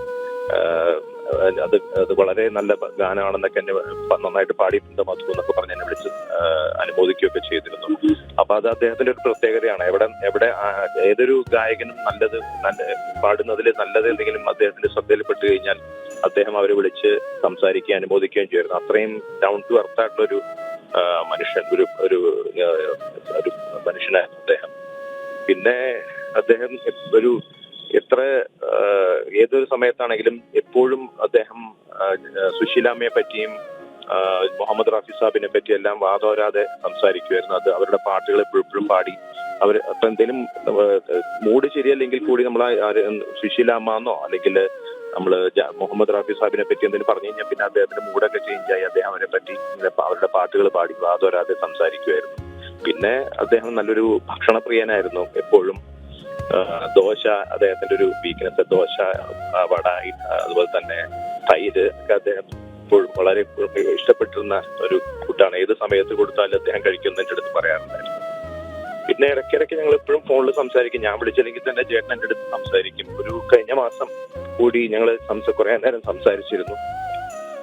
ഇപ്പൊ ഞാൻ ചേട്ടനൊന്ന് പോയി കാണണമെന്ന് വിചാരിച്ചിരിക്കുമ്പോഴാണ് ഈ പെട്ടെന്നുള്ള ഈ വിയോഗം. അത് വല്ലാതെ ഒരു ഷോക്കായി പോയി. എന്തായാലും അദ്ദേഹത്തിന്റെ ആത്മാവിന് വേണ്ടി പ്രാർത്ഥിക്കുന്നു, ആദരാഞ്ജലികൾ അർപ്പിക്കുന്നു. വളരെ നന്ദി ശ്രീ മധു ബാലകൃഷ്ണൻ പ്രതികരിച്ചതിന്. ആനന്ദിലേക്ക് പോവുകയാണ്. ആനന്ദ് പറഞ്ഞ് നിർത്തിയിടത്ത് തന്നെയാണ്. അതായത് എത്രയോ ഗാനങ്ങൾ എല്ലാം മലയാളികളുടെ മനസ്സിൽ ചിരപ്രതിഷ്ഠ നേടിയവ ഏതൊക്കെ എന്ന് എടുത്തു പറയാൻ പോലും പറ്റാത്ത അത്രയും എണ്ണം. രോഹിണി, ഇപ്പോൾ മധു ബാലകൃഷ്ണൻ പറഞ്ഞൊരു കാര്യമുണ്ട്. അതായത് നമ്മൾ സിനിമ അല്ലെങ്കിൽ ചലച്ചിത്ര ഗാനങ്ങൾ പറയുന്നതിനൊപ്പം തന്നെ പറയേണ്ട ഒരു കാര്യം കൂടിയാണ് ഭക്തിഗാനങ്ങൾ. 1981 പുറത്തിറങ്ങിയ പുഷ്പാഞ്ജലി എന്ന ആ ഒരു സംഗീത ആൽബം, എസ് രമേശൻ നായരും പി ജയചന്ദ്രനും ഒരുമിച്ച് ആ ഒരു സംഗീത ആൽബം, അത് അത്രത്തോളം മലയാളികൾ ഏറ്റെടുത്ത മറ്റൊരു ഭക്തിഗാന ആൽബം ഉണ്ടോ എന്ന് തന്നെ സംശയമാണ്. അതിൽ തന്നെ പല ഗാനങ്ങളും ഇപ്പോഴും രാവിലെ ക്ഷേത്രങ്ങൾ നട തുറക്കുമ്പോൾ പല ക്ഷേത്രങ്ങളിലും രാവിലെ നമ്മൾ കേൾക്കുന്ന ഗാനങ്ങളാണ്. ജാതി മതഭേദമന്യേ മലയാളികൾ ഏറ്റെടുത്ത ഭക്തി ഗാനങ്ങളാണ് അതിലുള്ളതെല്ലാം എന്ന് പറയേണ്ടിയിരിക്കുന്നു. നമ്മൾ എടുത്ത് പറയുകയാണെങ്കിൽ നിരവധി ഗാനങ്ങൾ ആ ഒരു പട്ടികയിൽ തന്നെയുണ്ട്. വടക്കുംനാഥന് സുപ്രഭാതം പാടും, ഗുരുവായൂരമ്പലം, ശ്രീവൈകുണ്ഠം, മൂകാംബികെ ഹൃദയതാളാഞ്ജലി, അമ്പാടി തന്നിലൂരി, അങ്ങനെ നിരവധി ഗാനങ്ങൾ. അത് മലയാളികൾ ഒന്നടങ്കം ജാതി മതഭേദമന്യേ എല്ലാവരും ഏറ്റെടുത്ത ഗാനങ്ങളാണ്. അങ്ങനെ ഭക്തിഗാന ആ ഒരു മേഖലയിലും ചലച്ചിത്രങ്ങൾ പുറമെ അതിലും തൻ്റേതായ വ്യക്തിമുദ്ര പതിപ്പിച്ച ഒരു ഗായകൻ കൂടിയാണ് എന്തായാലും പി ജയചന്ദ്രൻ. അതെ, നിഖിൽ സൂചിപ്പിച്ചതുപോലെ തന്നെയാണ് എല്ലാ ഭാവങ്ങളിലും. അതാണ് നമ്മൾ ആദ്യം പറഞ്ഞത്. അതിനി പ്രണയഗാനമാകട്ടെ, വിരഹഗാനമാകട്ടെ, ഭക്തിയാകട്ടെ, ലളിത സംഗീതത്തിലാകട്ടെ, ഒക്കെ തന്നെ തൻ്റെതായ. അദ്ദേഹം ശാസ്ത്രീയമായി സംഗീതം പഠിച്ചിട്ടില്ല എന്നുള്ളതാണ്. കാരണം ഇന്നലെ ശ്രീകുമാരൻ തമ്പി സർ അദ്ദേഹത്തെ അനുസ്മരിക്കുമ്പോൾ അദ്ദേഹം അത് പറഞ്ഞിരുന്നു. ശ്രീകുമാരൻ തമ്പി സാർ ഇന്നലെ ജനം ടി വിയുടെ രാത്രിയിൽ പ്രതികരിച്ചിരുന്നു. അദ്ദേഹം അപ്പോൾ പറഞ്ഞതാണ്, തൻ്റെ ഒരു അനുജനാണ് നഷ്ടമായത്. അവർ തമ്മിൽ 4 വയസ്സിന് വ്യത്യാസമുണ്ട്. ശ്രീകുമാരൻ തമ്പി സാറിനേക്കാൾ 4 വയസ്സിന് ഇളയതാണ് പി ജയചന്ദ്രൻ. അദ്ദേഹത്തെ ഇന്നലെ ജനം ടി വിയിലൂടെ അനുസ്മരിച്ച സമയം ഇന്നലെ ശ്രീകുമാരൻ തമ്പി സാർ പറഞ്ഞിരുന്നു, ഏറ്റവും അധികം ഗാനങ്ങൾ ഒരുമിച്ച് ചെയ്തത് അവർ തമ്മിൽ ഒരുമിച്ചപ്പോഴാണ്. ഏറ്റവും കൂടുതൽ ജയചന്ദ്രൻ പാടിയിരിക്കുന്നത് അദ്ദേഹം ശ്രീകുമാരൻ തമ്പി. അതെ, തീർച്ചയായും. എന്തായാലും ഭാവഗായകന് മലയാളത്തിൻ്റെ ആദരാഞ്ജലി അർപ്പിക്കുന്ന ദിവസമാണിന്ന്. പകരം വെക്കാൻ ആവാത്ത ഒരാളാണ് വിട പറഞ്ഞിരിക്കുന്നത്. അതെ അതെ. എന്തായാലും ഇന്ന് പൊതുദർശനം ഉണ്ടാകും.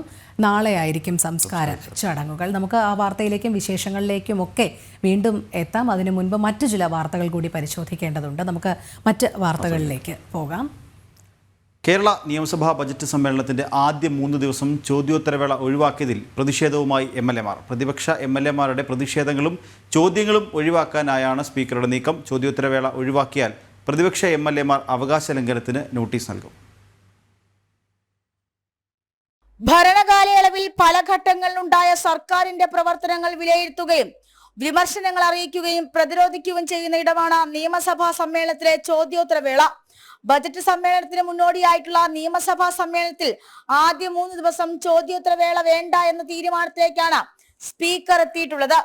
പ്രതിപക്ഷ MLA-മാരുടെ അവകാശങ്ങളാണ് ഇതിലൂടെ ചോദ്യം ചെയ്യപ്പെടുന്നത്. നിയമസഭയുടെ പൂർണ്ണ സഭാധികാരി സ്പീക്കറാണെന്നിരിക്കെയാണ് മറ്റ് സഭാംഗങ്ങളുടെ അവകാശങ്ങൾ ലംഘിച്ചുകൊണ്ടുള്ള നടപടികളിലേക്ക് സ്പീക്കർ കടക്കുന്നത്. സർക്കാർ വകുപ്പുകളുടെ പ്രശ്നങ്ങളും ചോദ്യോത്തരവേളയിൽ ചൂണ്ടിക്കാണിക്കപ്പെടും. സഭയിൽ പ്രതിഷേധങ്ങളും പ്രതിരോധവും ഉണ്ടാകും. പ്രതിപക്ഷാംഗങ്ങൾ ഇറങ്ങിപ്പോകും. അങ്ങനെയെങ്കിൽ സഭാ നടപടികൾ വീണ്ടും നീളാനുള്ള സാധ്യതയുമുണ്ട്. ബജറ്റ് സമ്മേളനത്തിന് മുന്നോടിയായി ഇത്തരം പ്രശ്നങ്ങൾ ഉണ്ടാകാതിരിക്കാനാണ് സ്പീക്കർ കടുത്ത തീരുമാനത്തിലേക്ക് കടന്നത്. സർക്കാരിനെ പ്രതിരോധിക്കുന്ന പല വിഷയങ്ങളും സമീപകാലങ്ങളിൽ ഉണ്ടായി. ഇവയ്ക്കൊക്കെ സർക്കാർ മറുപടി പറയേണ്ടി വരും. ഈ പ്രതിഷേധങ്ങൾ മുന്നിൽ കണ്ടാണ് സഭാധികാരിയായ സ്പീക്കറുടെ കടുത്ത തീരുമാനം. ജനം, തിരുവനന്തപുരം. രോഹിണി, ഇന്ന് ജനം ടി വിയെ സംബന്ധിച്ചൊരു പ്രത്യേകതയുള്ള ദിവസം കൂടിയാണ്. ഇന്ന് നിയമസഭാ പുസ്തകോത്സവം. നിയമസഭയിൽ നടക്കുന്ന പുസ്തകോത്സവത്തിൻ്റെ ഭാഗമായി ഇന്ന് ജനം ടി വിയുടെ ഒരു പ്രത്യേക പരിപാടി നടക്കുന്നുണ്ട്. എന്തായാലും നിയമസഭാ രാജ്യാന്തര പുസ്തകോത്സവത്തിൽ വലിയ പങ്കാളിത്തം ഏറുന്നുണ്ട്. അതോടൊപ്പമാണ് ഇന്ന് വൈകിട്ട് ജനം ടി വിയുടെ നേതൃത്വത്തിൽ നൃത്ത സംഗീത രാവ് സംഘടിപ്പിക്കുന്നത്. പ്രശസ്ത നടിയും പിന്നണി ഗായികയുമായ കൃഷ്ണപ്രഭയും COK ബാൻഡും ചേർന്നാണ് സംഗീത രാവ് അവതരിപ്പിക്കുക. നമുക്ക് ആ റിപ്പോർട്ടിലേക്ക് പോകാം. പുസ്തക പ്രകാശനവും സാഹിത്യ ചർച്ചയും ഒക്കെയായി തിരുവനന്തപുരത്ത് നടക്കുന്നത് വാക്കുകളുടെ പൂക്കാലമാണ്. നിയമസഭാ രാജ്യാന്തര പുസ്തകോത്സവം 3ാം പതിപ്പ് 4ാം ദിവസത്തിലേക്ക് കടക്കുമ്പോൾ പങ്കാളിത്തമേറുകയാണ്. ഇന്ന് വിവിധ വിഷയങ്ങളിലെ പാനൽ ചർച്ചകൾ തുടരും. സാഹിത്യോത്സവത്തിന്റെ സായാഹ്നങ്ങളിൽ വിവിധ കലാപരിപാടികളും സംഘടിപ്പിക്കുന്നുണ്ട്. ഇന്ന് വൈകിട്ട് 7 മണി മുതൽ ജനം TVയുടെ നേതൃത്വത്തിൽ നൃത്ത സംഗീതരാവ് സംഘടിപ്പിക്കും. പ്രശസ്ത നടിയും പിന്നണി ഗായികയുമായ കൃഷ്ണപ്രഭയും COK ബാൻഡും ചേർന്നാണ് സംഗീതരാവ് അവതരിപ്പിക്കുക.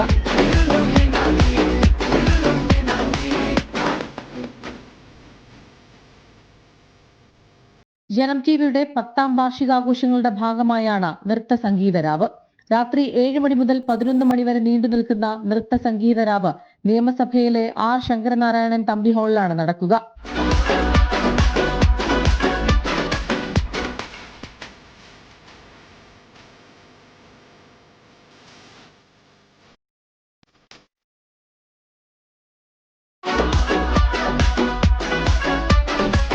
ജനം, തിരുവനന്തപുരം. ഒപ്പം തന്നെ ജനം ടിവിയുടെ 10ാം വാർഷികാഘോഷങ്ങളുടെ ഒരു തുടക്കം കൂടിയാണ് ഇന്നത്തെ ഈ ഒരു നിയമസഭയിൽ നടക്കുന്ന ഈ ഒരു ചടങ്ങോടുകൂടി ആരംഭിക്കുക. വീണ്ടും വാർത്തകളിലേക്ക്. സമൂഹ മാധ്യമ ദുരുപയോഗം വ്യാപകമാകുമ്പോൾ ഇത്തരം കുറ്റകൃത്യങ്ങൾ നിയന്ത്രിക്കാൻ കടുത്ത നടപടികളെന്ന ആവശ്യം ശക്തമാവുകയാണ്. ബോബി ചെമ്മണ്ണൂരിന് സമാനമായി എല്ലാ കേസുകളിലും കുറ്റവാളികളെ അഴിക്കുള്ളിലാക്കാൻ പോലീസ് നടപടികൾ ഉണ്ടാകണമെന്നാണ് ആവശ്യം. സൈബർ കുറ്റകൃത്യങ്ങളിലെ പരാതികളിൽ പലപ്പോഴും ഊർജിത അന്വേഷണങ്ങൾ ഉണ്ടാകാറില്ല.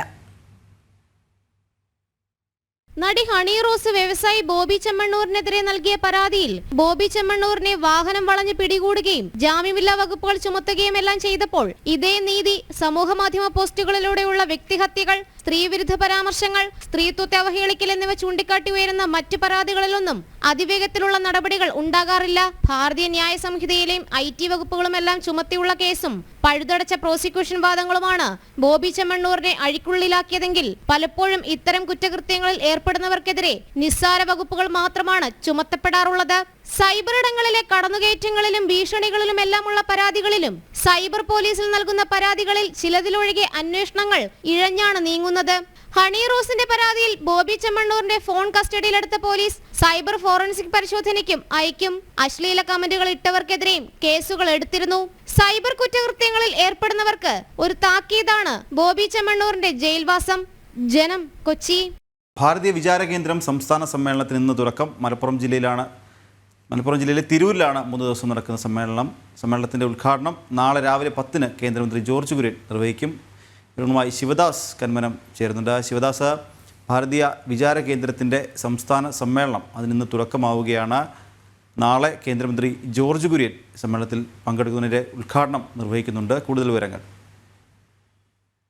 3 ദിവസത്തെ സമ്മേളനം ഇന്നാണ് ആരംഭിക്കുന്നത്. മലപ്പുറം ജില്ലയിലെ തിരൂരിലാണ് സമ്മേളനം നടക്കുക. 42ാമത് സംസ്ഥാന സമ്മേളനമാണ്. ഭാരതീയ വിചാര കേന്ദ്രത്തിന്റെ സംസ്ഥാന സമ്മേളനമാണ് ഇന്ന് മുതൽ തിരൂരിൽ നടക്കുക.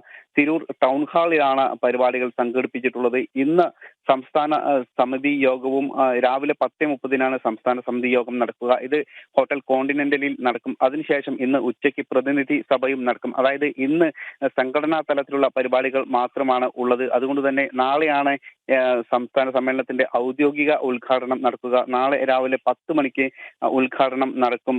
കേന്ദ്രമന്ത്രി ജോർജ് കുര്യനാണ് ഉദ്ഘാടനം നിർവഹിക്കുക. അതോടൊപ്പം തന്നെ നിരവധി പ്രധാനപ്പെട്ട വ്യക്തികളെല്ലാം തന്നെ ഈ ഉദ്ഘാടന പരിപാടികളിൽ പങ്കെടുക്കുന്നുണ്ട്. അതിനുശേഷം കൾച്ചറൽ മാർക്സിസം, അരാജകത്വത്തിന്റെ പ്രത്യയശാസ്ത്രം എന്ന വിഷയത്തിൽ പ്രജ്ഞാപ്രവാഹ ദേശീയ സംയോജകൻ ജെ നന്ദകുമാർ വിഷയം അവതരിപ്പിക്കും.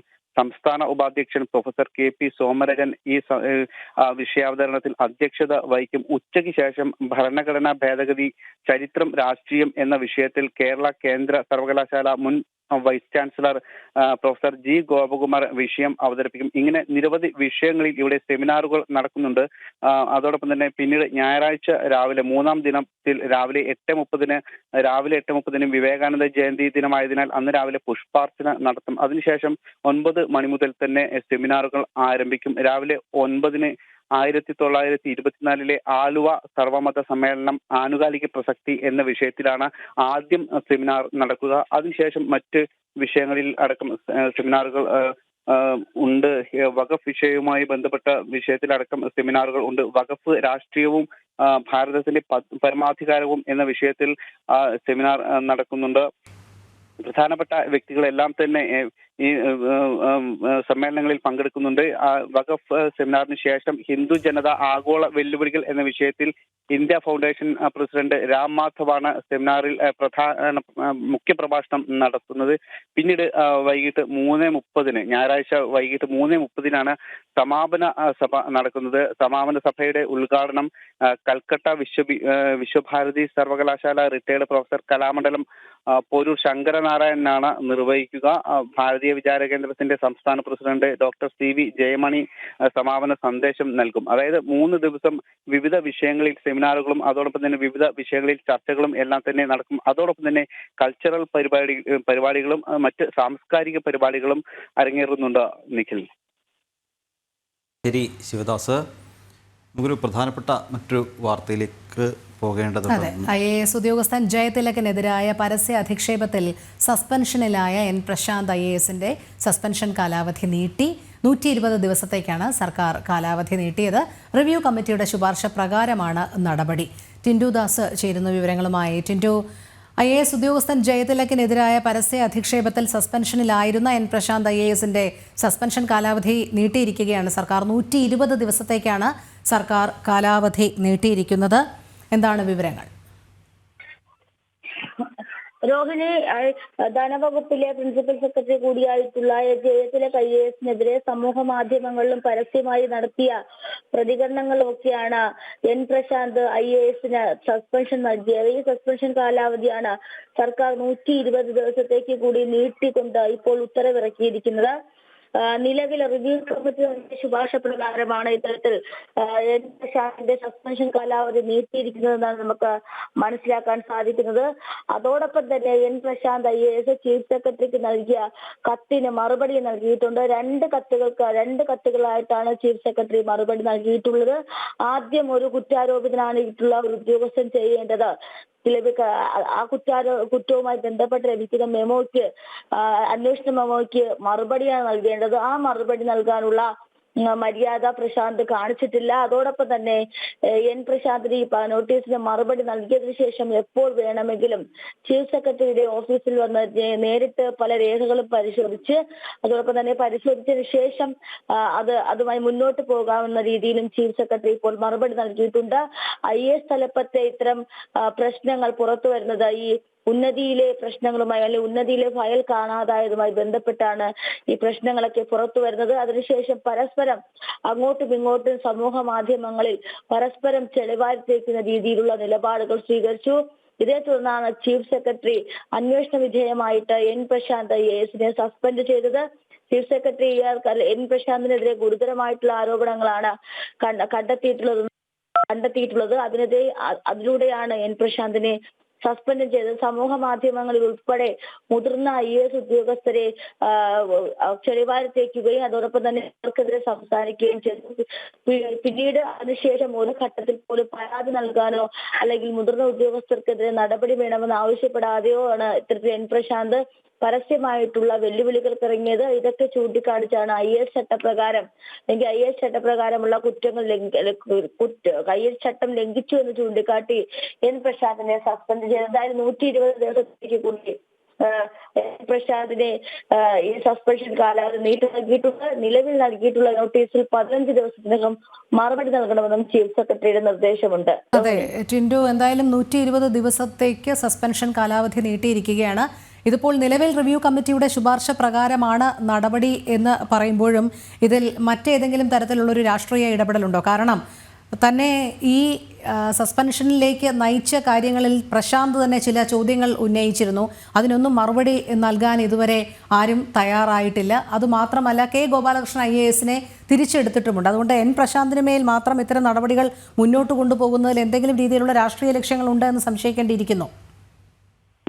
നിലവിലത്തെ സാഹചര്യത്തിൽ ജയതിലക് IASനെതിരെ പരസ്യമായി നടത്തിയ പ്രതികരണങ്ങൾ അതോടൊപ്പം തന്നെ ചീഫ് സെക്രട്ടറി ഇത്തരത്തിൽ ഏകപക്ഷീയമായിട്ടുള്ള നിലപാടെടുക്കുന്നു എന്ന N പ്രശാന്ത് പരസ്യമായി നടത്തിയ പ്രതികരണം, അതിനുശേഷം സമൂഹ മാധ്യമങ്ങളിൽ ഇവർക്കൊക്കെ എതിരെ സമൂഹ മാധ്യമങ്ങളിൽ എഴുതിയ പോസ്റ്റുകൾ, പിന്നീട് ഈ താക്കീത് നൽകിയിട്ടും മാധ്യമങ്ങൾക്ക് നൽകിയ അഭിമുഖം തുടങ്ങിയ കാര്യങ്ങളൊക്കെ ഗുരുതരമായിട്ടുള്ള കുറ്റമാണെന്നായിരുന്നു റിവ്യൂ കമ്മിറ്റി കണ്ടെത്തിയത്. അതിനുശേഷവും റിവ്യൂ കമ്മിറ്റിയിലെ അല്ലെങ്കിൽ ഇത്തരം നിർദ്ദേശങ്ങൾ വന്നു. സസ്പെൻഷനിലായതിനു ശേഷവും നിയമപരമായിട്ട് മുന്നോട്ട് പോകുമെന്ന് പ്രശാന്ത് അറിയിച്ചത്. കാരണം പ്രശാന്തിന്റെ വശം അല്ലെങ്കിൽ N പ്രശാന്തിന്റെ ഒരു സൈഡ് കേൾക്കാതെയാണ് ഇത്തരത്തിലുള്ള സസ്പെൻഷൻ തുടങ്ങിയ നിലപാടുകളിലേക്ക് പോയതെന്നായിരുന്നു ഈ സസ്പെൻഷൻ കാലാവധിയിൽ ഇരിക്കുന്ന സമയത്തും എൻ പ്രശാന്തിന്റെ പ്രതികരണം. അപ്പോൾ ഈ അന്വേഷണ വിധേയമായിട്ട് സസ്പെൻഷൻ കാലാവധിയിൽ ഇരിക്കുന്ന സമയത്തും ഇത്തരത്തിൽ ഹയർ അതോറിറ്റികൾക്കെതിരെ അല്ലെങ്കിൽ മുതിർന്ന IAS ഉദ്യോഗസ്ഥർക്കെതിരെ അവരെ മോശമായിട്ട് അവർക്കെതിരെ മോശമായിട്ടുള്ള പ്രചാരണം നടത്തിയെന്നൊരു കുറ്റവും കൂടി ഇപ്പോൾ റിവ്യൂ കമ്മിറ്റിയിൽ കണ്ടെത്തിയിട്ടുണ്ട്. അതിന്റെ അടിസ്ഥാനത്തിൽ കൂടിയാണ് ഈ 120 ദിവസം ഈ സസ്പെൻഷൻ കാലാവധി നീട്ടാനായിട്ടുള്ള കാരണമായും പ്രധാനമായി കാണാൻ സാധിക്കുന്നത്. അതോടൊപ്പം തന്നെ K ഗോപാലകൃഷ്ണൻ IASനെ സസ്പെൻഷൻ കാലാവധി അവസാനിപ്പിച്ചുകൊണ്ട് ക്ലീൻ ചീറ്റ് നൽകിക്കൊണ്ട് സർവീസിലേക്ക് തുടരാനുള്ള അനുമതിയും ഇപ്പോൾ നൽകിയിട്ടുണ്ട്. അതോടൊപ്പം തന്നെ B അശോക് IASനും സ്ഥാനമാറ്റം നൽകിയിട്ടുണ്ട്. അപ്പോൾ ഇതിനിടയിലാണ് ഇപ്പോൾ എൻ പ്രശാന്തിനെ ഇത്തരത്തിലുള്ള 120 ദിവസം കൂടി സസ്പെൻഷൻ കാലാവധി തുടരാനായിട്ട് സർക്കാർ അറിയിക്കുന്നത്. ഈ കാലാവധിക്കുള്ളിൽ ചീഫ് സെക്രട്ടറി നൽകിയ രണ്ട് കത്തുകൾക്ക് മറുപടി നൽകണം. ആദ്യം പ്രശാന്ത് ചീഫ് സെക്രട്ടറി നൽകിയ സർവീസ് മെമ്മോയ്ക്ക് മറുപടി നൽകിയതില്ല. തുടർന്നാണ് പ്രശാന്ത്. ശരി, ടിൻഡു ദാസാണ് വിവരങ്ങൾ നൽകിയത്. ചേർത്ത് വയ്ക്കേണ്ട കാര്യം കൂടി, അതായത് ജയതിലകിനെതിരെ ഗുരുതരമായ ചില ആരോപണങ്ങൾ. കാരണം ഈ സസ്പെൻഷന് ശേഷം അദ്ദേഹം ഒരു മാധ്യമത്തിന് നൽകിയ പൂർണ്ണമായ അഭിമുഖം ജനം ടിവിക്കായിരുന്നു. ജനം ടിവിയിൽ അദ്ദേഹം പറഞ്ഞതിൽ ഗുരുതരമായ ആരോപണങ്ങൾ തന്നെ, അതായത് തനിക്ക് വ്യാജരേഖ അടക്കം ജയതിലക് ചമച്ചു എന്നടക്കമുള്ള ആരോപണങ്ങൾ അന്ന് പ്രശാന്ത് ഉന്നയിച്ചിരുന്നു. എനിക്കൊന്നും ഈ സസ്പെൻഷൻ നീട്ടിയതിൽ അതും ഒരു കാരണം ആവാൻ സാധ്യതയുണ്ട് എന്ന് എനിക്ക് തോന്നുന്നു. എന്നാലും മറ്റു വാർത്തകളിലേക്കാണ് പോകേണ്ടത്. കോഴിക്കോട്ടെ റിയൽ എസ്റ്റേറ്റ് വ്യാപാരി മുഹമ്മദ് ആട്ടൂരിൻ്റെ ഡ്രൈവർ രജിത് കുമാറിനെ കാണാനില്ലെന്ന് പരാതി. കുടുംബം നടക്കാവ് പോലീസിൽ പരാതി നൽകി ചോദ്യം ചെയ്യലിനായി ക്രൈംബ്രാഞ്ച് കഴിഞ്ഞ ദിവസം നോട്ടീസ് നൽകിയിരുന്നു. ഇതിന് പിറകെയാണ് രജിത് കുമാറിനെ കാണാതായത്. വിവരങ്ങളുമായി ഗോകുൽ K വേണുഗോപാൽ ചേർന്നുണ്ട്. ഗോകുൽ, കോഴിക്കോട്ടെ റിയൽ എസ്റ്റേറ്റ് വ്യാപാരി മുഹമ്മദ് ആട്ടൂരിൻ്റെ ഡ്രൈവർ രജിത് കുമാറിനെ കാണാനില്ലെന്ന് കുടുംബം പോലീസിൽ പരാതി നൽകിയിരിക്കുന്നു. വിവരങ്ങൾ. 7-ാം തീയതി മുതലാണ് രജിത് കുമാറിനെയും ഭാര്യ തുഷാരെയും കാണാതായിരിക്കുന്നത്. 7-ാം തീയതി ക്രൈംബ്രാഞ്ച് മുഹമ്മദ് ആട്ടൂരിന്റെ തിരോധാനവുമായി ബന്ധപ്പെട്ട് അന്വേഷണം നടത്തുന്ന ക്രൈംബ്രാഞ്ച് സംഘം ഈ രജിത് കുമാറിനോട്, മുഹമ്മദ് ആട്ടൂരിന്റെ ഡ്രൈവർ ആയിരുന്ന രജിത് കുമാറിനോട് ചോദ്യം ചെയ്യാൻ ഹാജരാവാൻ ആവശ്യപ്പെട്ടിരുന്നു. അങ്ങനെ 7-ാം തീയതിയാണ് രജിത് കുമാറും ഭാര്യയും വീട്ടിൽ നിന്ന് പോവുകയും KSRTC ബസ് സ്റ്റാൻഡിനടുത്ത് ഒരു റൂം എടുക്കുകയും ചെയ്യുന്നത്. പിന്നീട് 9-ാം തീയതി അവിടെ നിന്ന് വെക്കേറ്റ് ചെയ്തതായിട്ടുള്ള അറിവുണ്ട്. കുടുംബം വിചാരിച്ചിരുന്നത് ക്രൈംബ്രാഞ്ച് സംഘത്തിന്റെ മുമ്പിൽ മൊഴിയെടുക്കുന്നതുമായി ബന്ധപ്പെട്ട ആവശ്യത്തിനായി ദിവസങ്ങൾ നീണ്ടു നിൽക്കുന്നതിനാലാണ് എത്താത്തത് എന്നാണ്. പിന്നീട് ക്രൈംബ്രാഞ്ചിൽ അന്വേഷിച്ച സമയത്ത് ഇരുവരും, ഈ രജിത് കുമാറും ഭാര്യയും ക്രൈംബ്രാഞ്ച് സംഘത്തിന് മുമ്പിൽ ഹാജരായിരുന്നില്ല. 9-ാം തീയതി വരെ ഈ കോഴിക്കോട് KSRTC ബസ് സ്റ്റാൻഡിന് സമീപത്ത് ഒരു ലോഡ്ജ് എടുക്കുകയും അവിടെ താമസിക്കുകയും ചെയ്തതായി വിവരമുണ്ട്. 9-ാം തീയതി രാവിലെ അവിടെ നിന്ന് വെക്കേറ്റ് ചെയ്തിരുന്നു. വെക്കേറ്റ് ചെയ്തതിന് ശേഷം വീട്ടിലെത്തിയിട്ടില്ല. തുടർന്നാണ് ഈ കുടുംബം നടക്കാവ് പോലീസ് സ്റ്റേഷനിൽ പരാതി നൽകിയിട്ടുള്ളത്. നേരത്തെയും ഈ രജിത് കുമാറിനെ ക്രൈംബ്രാഞ്ച് സംഘവും ലോക്കൽ പോലീസ് കേസ് അന്വേഷിക്കുന്ന സമയത്ത് ലോക്കൽ പോലീസുമൊക്കെ ഈ തിരോധാനവുമായി ബന്ധപ്പെട്ട കാര്യങ്ങൾ അന്വേഷിക്കുന്നതിനായിട്ട് തെളിവെടുക്കുകയും മൊഴിയെടുക്കുകയും ഒക്കെ ചെയ്തിട്ടുണ്ടായിരുന്നു. 2023 ഓഗസ്റ്റിലാണ് ഈ വലിയൊരു കോളിളക്കം സൃഷ്ടിച്ച മുഹമ്മദ് ആട്ടൂർ എന്ന് പറയുന്ന റിയൽ എസ്റ്റേറ്റ് വ്യാപാരിയെ കാണാതായത്.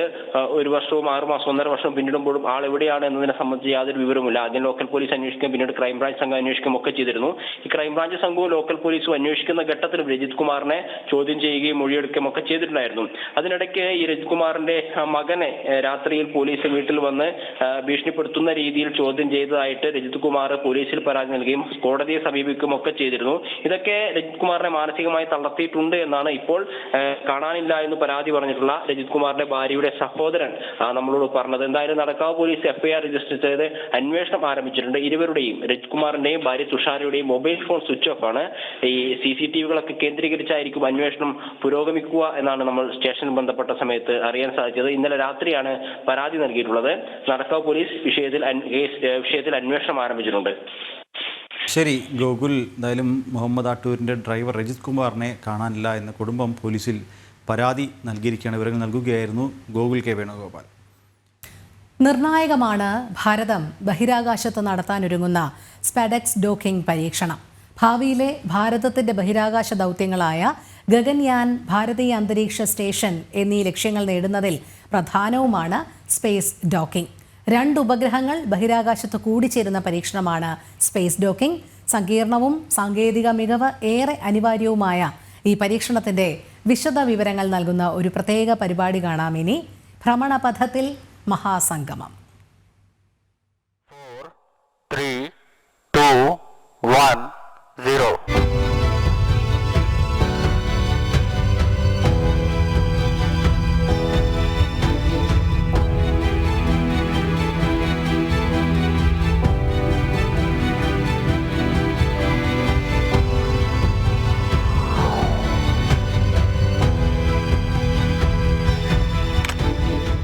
ബഹിരാകാശത്ത് 2 ഉപഗ്രഹങ്ങൾ കൂട്ടിച്ചേർക്കുന്ന ഡോക്കിംഗ് പരീക്ഷണം നടക്കാനിരിക്കുകയാണ്. രാജ്യത്തിൻ്റെ അഭിമാന പരീക്ഷണങ്ങളിലൊന്നാണ് ഡോക്കിംഗ്. 3 രാജ്യങ്ങൾ മാത്രമാണ് ഈ പരീക്ഷണത്തിൽ വിജയിച്ചിട്ടുള്ളത്. നിർണായക പരീക്ഷണത്തിലേക്കാണ് ഭാരതം കടക്കുന്നത്. സ്പേഡെക്സ് ദൗത്യത്തിലാണ് 2 സാറ്റലൈറ്റുകളും ഒന്നിച്ചു ചേർക്കുന്ന പരീക്ഷണം. ഭൂമിക്ക് ചുറ്റും 470 കിലോമീറ്റർ അകലെയുള്ള ഭ്രമണപഥത്തിൽ വലം വയ്ക്കുകയാണ് ഇരു പേടകങ്ങളും. പ്രത്യേകതകൾ ഏറെയുണ്ട് പരീക്ഷണത്തിന്. സ്പേസിൽ ഇപ്പോൾ 2 സാറ്റലൈറ്റുകളെ ഒന്നിപ്പിക്കുന്നത് നമുക്ക് 2 രീതിയിൽ ചെയ്യാം. അതിലൊന്നാണ് ബർത്തിങ് എന്ന് പറയുന്നത്. അതായത് ഒരു റോബോട്ടിക് ആം ഉപയോഗിച്ച് ഒരു സാറ്റലൈറ്റ് എടുക്കുക, എന്നിട്ട് നമുക്ക് ഏത് വസ്തുവായിട്ടാണോ ചേർക്കേണ്ടത് അവിടെ കൊണ്ടുപോയി ചേർക്കുക. നമ്മൾ കൈകൊണ്ടെടുത്ത് ചേർക്കുന്ന പോലെ, അതാണ് ബർത്തിങ് എന്ന് പറയുന്നത്.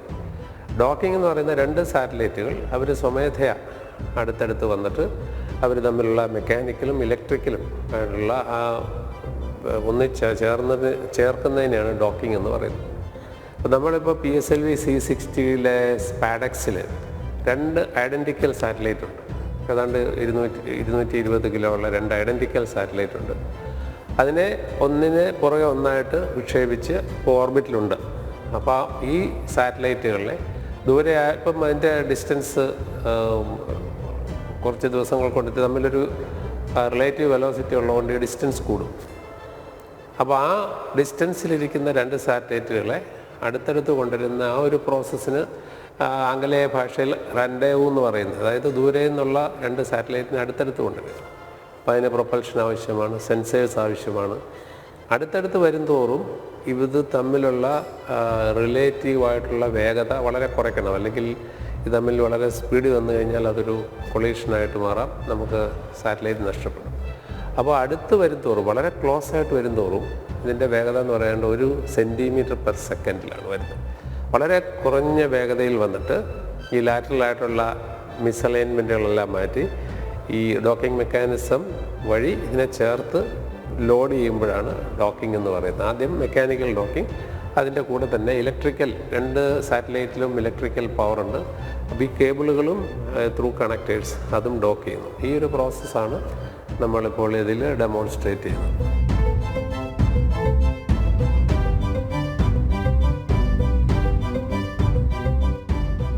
ആ ഡോക്കിംഗ് എന്ന് പറയുന്നത് പല സ്പേസ് മിഷൻസിനും ആവശ്യമാണ്. ഇപ്പം നമ്മൾ തന്നെ ചന്ദ്രനിൽ നിന്നും സാമ്പിൾ തിരിച്ചു കൊണ്ടുവരുന്നൊരു മിഷൻ പ്ലാൻ ചെയ്യുന്നുണ്ട്. അതുപോലെ തന്നെ നമ്മുടെ ഭാരതീയ അന്തരീക്ഷ സ്റ്റേഷൻ്റെ പല മൊഡ്യൂൾസ്, ഓരോ മൊഡ്യൂളായിട്ട് നമ്മൾ റോക്കറ്റിൽ വിക്ഷേപിച്ചിട്ട് ബഹിരാകാശത്ത് വെച്ച് അവരെ ചേർത്താണ് നമുക്ക് ഒന്നിച്ചൊരു ബഹിരാകാശ നിലയമായിട്ട് മാറ്റും. അപ്പോൾ അതിനൊക്കെ ഈ പറയുന്ന ഡോക്കിംഗ് എന്നുള്ള സാങ്കേതികവിദ്യ അത്യാവശ്യമാണ്. കൗതുകം ജനിപ്പിക്കുന്ന മറ്റൊരു പരീക്ഷണം കൂടി PSLV C60 നടന്നു. ബഹിരാകാശത്ത് ശാസ്ത്രജ്ഞർ വിത്ത് മുളപ്പിച്ചു. മുളച്ച വിത്തിനെ ഇലയും വിരിഞ്ഞു. അപ്പോൾ PSLVയിൽ നിന്നും ഈ സാറ്റലൈറ്റ്സുകൾ സെപ്പറേറ്റ് ചെയ്ത് കഴിഞ്ഞാൽ, ഡോക്കിങ്ങിലുള്ള സ്പാഡെക്സിന് 2 സാറ്റലൈറ്റ് ഉണ്ട്, അത് സെപ്പറേറ്റ് കഴിഞ്ഞാൽ പിന്നെ PSLVയുടെ ആ ഫൈനൽ സ്റ്റേജിനെ, PS4 ആ സ്റ്റേജിനെ നമ്മൾ ഓർബിറ്റിൽ ഓവർ ചെയ്ത് ഏതാണ്ട് 350 കിലോമീറ്ററിൽ കൊണ്ടുവന്നിട്ട് ആ സ്റ്റേജ് അതിനെ നമ്മളൊരു ഓർബിറ്റിംഗ് പ്ലാറ്റ്ഫോമായിട്ട് ഉപയോഗിക്കുക. അതിനാവശ്യമായ സോളാർ പാനലുണ്ട്, അതിനാവശ്യമായ കൺട്രോൾ ത്രസ്റ്ററുണ്ട്. അതിൽ ഏതാണ്ട് 24 എക്സ്പെരിമെൻറ്റ്സ് ഉണ്ട്. അത് നോൺ ഗവൺമെൻറ്റൽ എൻറ്റിറ്റീസും ഡിപ്പാർട്ട്മെൻറ്റ് ഓഫ് സ്പേസ്, അങ്ങനെ വിവിധ ഏജൻസികളുടെ 24 എക്സ്പെരിമെൻറ്റിൽ അതിൽ ഒരു എക്സ്പെരിമെൻ്റാണ് എങ്ങനെ നമുക്ക് ബഹിരാകാശത്തെ ഭാരമില്ലാത്ത അവസ്ഥയിൽ വിത്തുകൾ മുളപ്പിക്കാം. അതാണ് ഈ കാണുന്ന പറയുന്ന കോപ്സ് എന്ന് പറയുന്ന മൊഡ്യൂൾ. ഇത് ഈ കാണുന്ന ഒരു സിലിണ്ടറിക്കൽ വെസൽ, അത് സ്റ്റാൻഡേർഡ് അറ്റ്മോസ്ഫിയറിക് പ്രഷറാണ്. അതിനകത്തെ താപനില, അതുപോലെ ഹ്യൂമിഡിറ്റി അതെല്ലാം നിയന്ത്രിതമാണ്. അതിൽ നമ്മൾ പ്രത്യേക രീതിയിൽ ഉള്ള മണ്ണിട്ടിട്ട് അതിനകത്ത് ഈ പറയുന്ന ഒരുതരം പയറിൻ്റെ വിത്ത് ഓർബിറ്റിലെത്തിക്കഴിഞ്ഞാൽ അതിനാവശ്യമായ വെള്ളം, അതുപോലെ വളം ഒരു കമാൻഡ് വഴി നമുക്ക് കൊടുക്കാൻ കഴിയും. അതോടുകൂടി ആ ഒരു വിത്ത് മുളയ്ക്കുന്ന പ്രക്രിയ ആരംഭിക്കുകയാണ്. അങ്ങനെ വളരെ സക്സസ്ഫുള്ളായിട്ട് മുളച്ച് ഇലകൾ ഉണ്ടായി. കാരണം ഇതിനകത്ത് അവൈലബിൾ ആയിട്ടുള്ള കാർബൺ ഡൈ ഓക്സൈഡ് ലിമിറ്റഡാണ്. അതുകൊണ്ട് ഈ നമുക്കറിയാം ഫോട്ടോസിന്തസിന് ആവശ്യമായിട്ടുള്ളത് കാർബൺ ഡൈ ഓക്സൈഡാണ്. അപ്പോൾ ഈ കാർബൺ ഡൈ ഓക്സൈഡ് ൻ്റെ അളവ് പരിമിതപ്പെട്ടുകൊണ്ട് 2 ഇല വരുന്നവരെയാണ് നമ്മളുടെ പരീക്ഷണം ഉദ്ദേശിച്ചിരിക്കുന്നത്.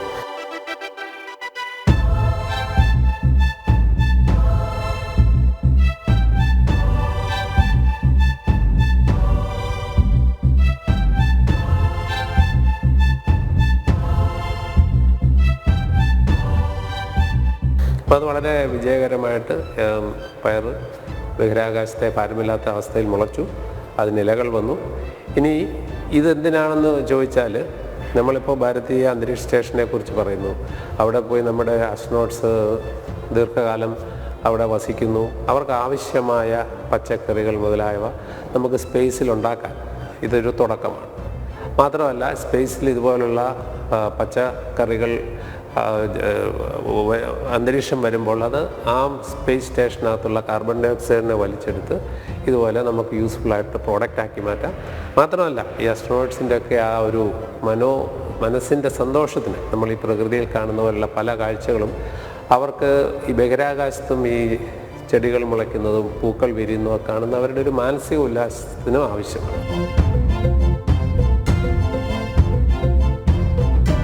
വൈവിധ്യങ്ങളായ നിരവധി പരീക്ഷണങ്ങളാണ് സ്പേഡെക്സ് വിക്ഷേപണത്തോടൊപ്പം നടന്നത്. അതിൽ സുപ്രധാനമാണ് റോബോട്ടിക് ഹാൻഡ്. ബഹിരാകാശത്ത് വെച്ച് റോബോട്ടിക് ഹാൻഡ് പ്രവർത്തിപ്പിക്കുന്ന പരീക്ഷണവും നടന്നു.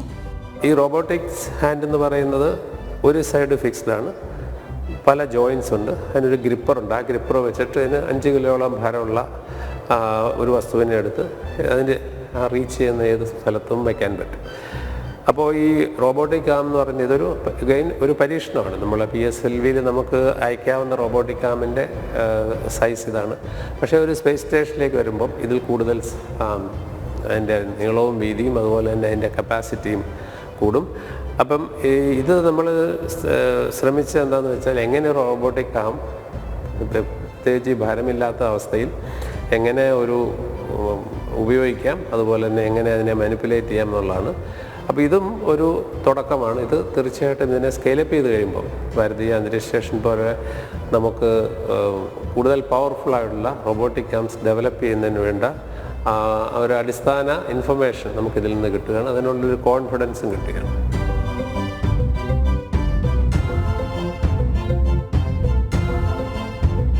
റോബോട്ടിക് ആം നമ്മൾ ബഹിരാകാശത്തേക്ക് അയക്കുന്നതിന് മുമ്പ് ആം പല രീതിയിൽ എർത്തിൻ്റെ കണ്ടീഷനിൽ ടെസ്റ്റ് ചെയ്യും. ഒരു പ്രധാന വ്യത്യാസം ഇവിടെ ഈ ആമിന് അതിൻ്റെ ഗ്രാവിറ്റി അല്ലെങ്കിൽ ഭാരം ഉള്ള അവസ്ഥയിലാണ് ഇവിടെ ടെസ്റ്റ് ചെയ്യാൻ പറ്റുക.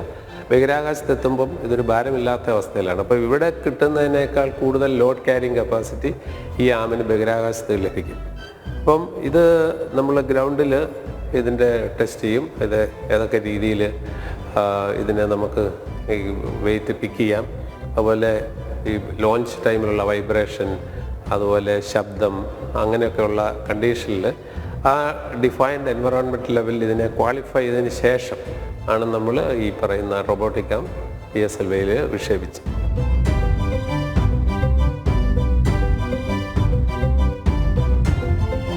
നേട്ടങ്ങളുടെ പട്ടിക തന്നെയാണ് സ്പേഡെക്സ് പരീക്ഷണത്തിലൂടെ ഭാരതം കൈവരിച്ചത്. ബഹിരാകാശ രംഗത്തെ അജയ്യശക്തിയെന്ന് ഭാരതം വീണ്ടും വീണ്ടും തെളിയിക്കുകയുമാണ്. മനുഷ്യജീവിതത്തോട് വളരെയേറെ അടുത്തുനിന്ന്.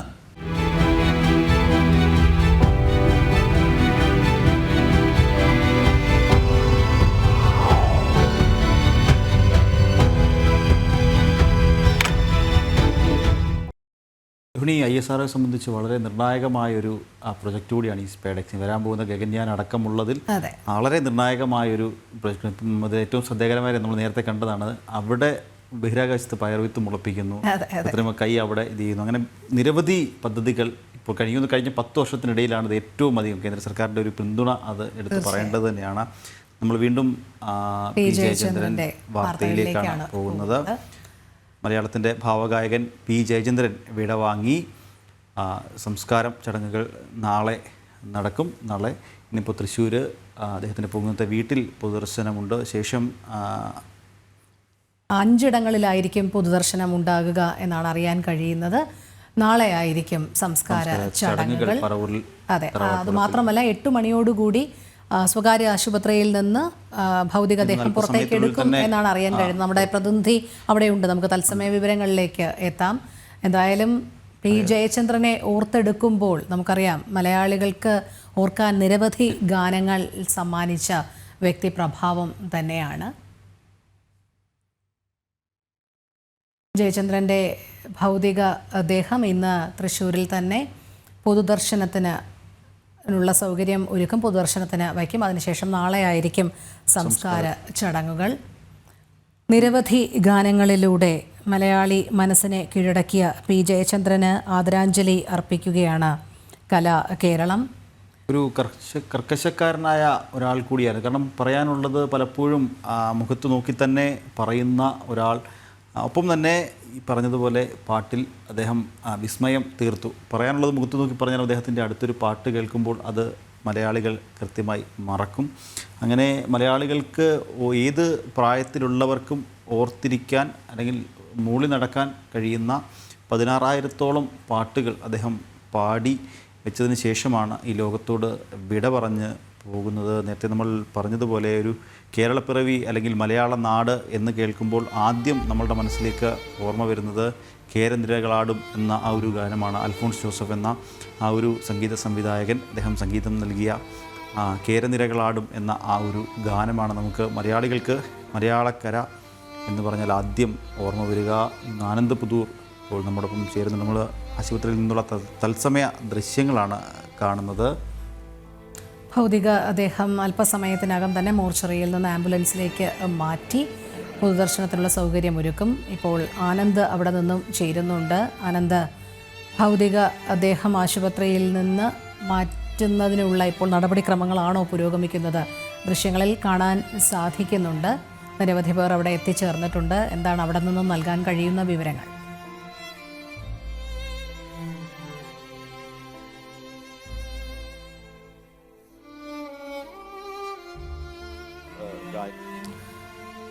അന്തരിച്ച ഭാവഗായകൻ പി ജയചന്ദ്രന് കലാകേരളം വിട നൽകാൻ ഒരുങ്ങുകയാണ്. അല്പസമയത്തിനകം തന്നെ അദ്ദേഹത്തിൻ്റെ ഭൗതികദേഹം മോർച്ചറിയിൽ നിന്ന് മാറ്റും. തുടർന്ന് 5 ഇടങ്ങളിലായിരിക്കും പൊതുദർശനം ഉണ്ടാകുക.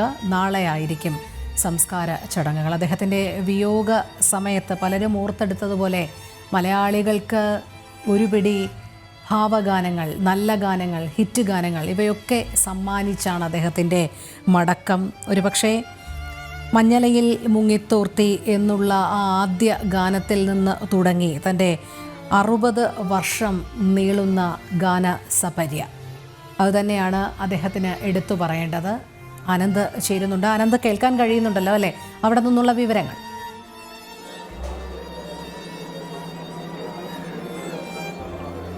രോഹിണി, അല്പസമയത്തിറങ്ങാൻ തന്നെ ഗായകൻ പി ജയചന്ദ്രൻ്റെ ഭൗതിക ശരീരം മോർച്ചറിയിൽ നിന്ന് ആംബുലൻസിലേക്ക് മാറ്റും. അതിൻ്റെ നടപടിക്രമങ്ങൾ ഇപ്പോൾ അകത്ത് പുരോഗമിച്ചുകൊണ്ടിരിക്കുകയാണ്. അതാണ് നമ്മൾ ദൃശ്യങ്ങളിൽ നിന്ന് കാണുന്നത്. മോർച്ചറിയിലെ ദൃശ്യങ്ങളാണ്. അദ്ദേഹത്തിൻ്റെ ബന്ധുക്കളും സുഹൃത്തുക്കളും മറ്റ് സാംസ്കാരിക രംഗത്തുള്ള അദ്ദേഹത്തിന് അടുത്ത ആളുകളും എത്തിച്ചേർന്നിട്ടുണ്ട്. ഈ കുടുംബം ഇപ്പോൾ എന്തായാലും അദ്ദേഹത്തിൻ്റെ ഭൗതിക ശരീരം ഏറ്റുവാങ്ങും. തുടർന്ന് ആംബുലൻസിലേക്ക് കയറ്റി പൂങ്കുന്നത്തുള്ള അദ്ദേഹത്തിൻ്റെ ഫ്ലാറ്റിലേക്ക് കൊണ്ടുപോകും. 8 മണിയോട് ആണ് സമയം പറഞ്ഞിരുന്നെങ്കിലും ചില നടപടിക്രമങ്ങൾ പൂർത്തിയാകാൻ വൈകിയതുകൊണ്ട് അത് 8:30 അരമണിക്കൂർ വൈകിയെന്ന് മാത്രം. എന്തായാലും അല്പസമയത്തിനകം തന്നെ അദ്ദേഹത്തിൻ്റെ മൃതദേഹം കുടുംബം ഏറ്റുവാങ്ങും. തുടർന്ന് 9 മണിയോട് കൂടി തന്നെ പൂങ്കുന്നത്ത് എത്തിച്ചേരും എന്നാണ് പ്രതീക്ഷിക്കുന്നത്. അങ്ങനെയാണെങ്കിൽ പൂങ്കുന്നത്ത് ഫ്ലാറ്റിൽ 9 മണിക്ക് തൊട്ട് ഭൗതിക ശരീരം പൊതുദർശനത്തിന് വയ്ക്കും. 2 മണിക്കൂറാണ് ഫ്ലാറ്റിൽ ഭൗതിക ശരീരം പൊതുദർശനത്തിന് വയ്ക്കുക എന്നാണ് കുടുംബം ഇന്നലെ അറിയിച്ചിരുന്നത്. അങ്ങനെയാണെങ്കിൽ 11 മണി വരെ അത് നീളാനുള്ള ഒരു സാധ്യതയുണ്ട്. തുടർന്ന് സാഹിത്യ അക്കാദമി ഹാളിലേക്ക് 2.5 മണിക്കൂറാണ് അവിടെ പൊതുദർശനത്തിൻ്റെ സമയം എന്ന് ഇന്നലെ അറിയിച്ചിരുന്നു. സാഹിത്യ അക്കാദമി പ്രവർത്തകരും കുടുംബവും അറിയിച്ചിരുന്നത് 2.5 മണിക്കൂറോളം സാഹിത്യ അക്കാദമി ഹാളിൽ റീജിയണൽ തിയേറ്ററിൽ പൊതുദർശനത്തിന് വയ്ക്കുമെന്നാണ്. അങ്ങനെയാണെങ്കിൽ സ്വാഭാവികമായും ഇന്നലത്തെ സമയത്ത് നിന്ന് 1 മണിക്കൂർ വ്യത്യാസം ഉണ്ടായിരിക്കും. ഏതാണ്ട് ഉച്ചയ്ക്ക് 1:30 വരെ അത് നീളാം. ഇനി സന്ദർശകരുടെ എണ്ണം വർദ്ധിക്കുകയാണെങ്കിൽ തീർച്ചയായിട്ടും അത് 2 മണിയോ 3 മണിയോ വരെ നീളാനുള്ള ഒരു സാധ്യതയുണ്ട്. തുടർന്ന് റീജിയണൽ തിയേറ്ററിലെ പൊതുദർശനത്തിന് ശേഷം തിരിച്ച് പൂങ്കുന്നത്തുള്ള തറവാട്ട് വീട്ടിലേക്ക് കൊണ്ടുവരും. അവിടെയാണ് നാളെ രാവിലെ വരെ ഭൗതിക ശരീരം പൊതുദർശനത്തിനുള്ള അവസരം ഉണ്ടായിരിക്കും. ആ തലത്തിൽ 3 ഘട്ടങ്ങളിലായാണ് തൃശ്ശൂരിൽ മാത്രം ആളുകൾക്ക് തങ്ങളുടെ ഭാവഗായകനെ അവസാനമായി ഒന്ന് കാണാനുള്ള സൗകര്യം ക്രമീകരിച്ചിരിക്കുന്നത്. തുടർന്ന് നാളെ തൃശ്ശൂരിൽ നിന്ന് പറവൂരിലേക്ക് അദ്ദേഹത്തിൻ്റെ തറവാട്ട് വീട്ടിലേക്ക്, പറവൂർ പാലിയത്ത് തറവാട്ടിലേക്ക്, ചേന്നമംഗലത്തുള്ള പാലിയത്ത് തറവാട്ടിലേക്ക് ഭൗതിക ശരീരം കൊണ്ടുപോകും. അവിടെയായിരിക്കും അദ്ദേഹത്തിൻ്റെ സംസ്കാര ചടങ്ങുകൾ.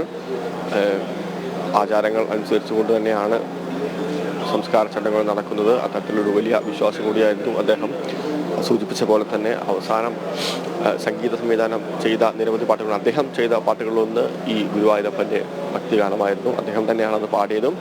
അന്നും അദ്ദേഹം പറഞ്ഞ പ്രധാനപ്പെട്ട ഒരു കാര്യം, ഗുരുവായൂരപ്പൻ നിശ്ചയിക്കുന്നതുവരെ, ഗുരുവായൂരപ്പൻ ആഗ്രഹിക്കുന്നതുവരെ താൻ പാടും. തൻ്റെ എല്ലാ ശബ്ദവും തൻ്റെ എല്ലാ ജീവിതവും അദ്ദേഹത്തിൻ്റെ കാൽക്കൽ സമർപ്പിക്കുകയാണെന്നാണ് അദ്ദേഹം അന്ന് മാധ്യമങ്ങളോട് പറഞ്ഞത്. എന്നാലും ഇന്നലെ 7:54 കൂടിയായിരുന്നു അദ്ദേഹത്തിൻ്റെ മരണം. കരൾ ബാധിതനായും കരൾ രോഗബാധിതനായും അർബുദ ബാധിതനായും ഏറെ നാൾ ചികിത്സയിലായിരുന്നു.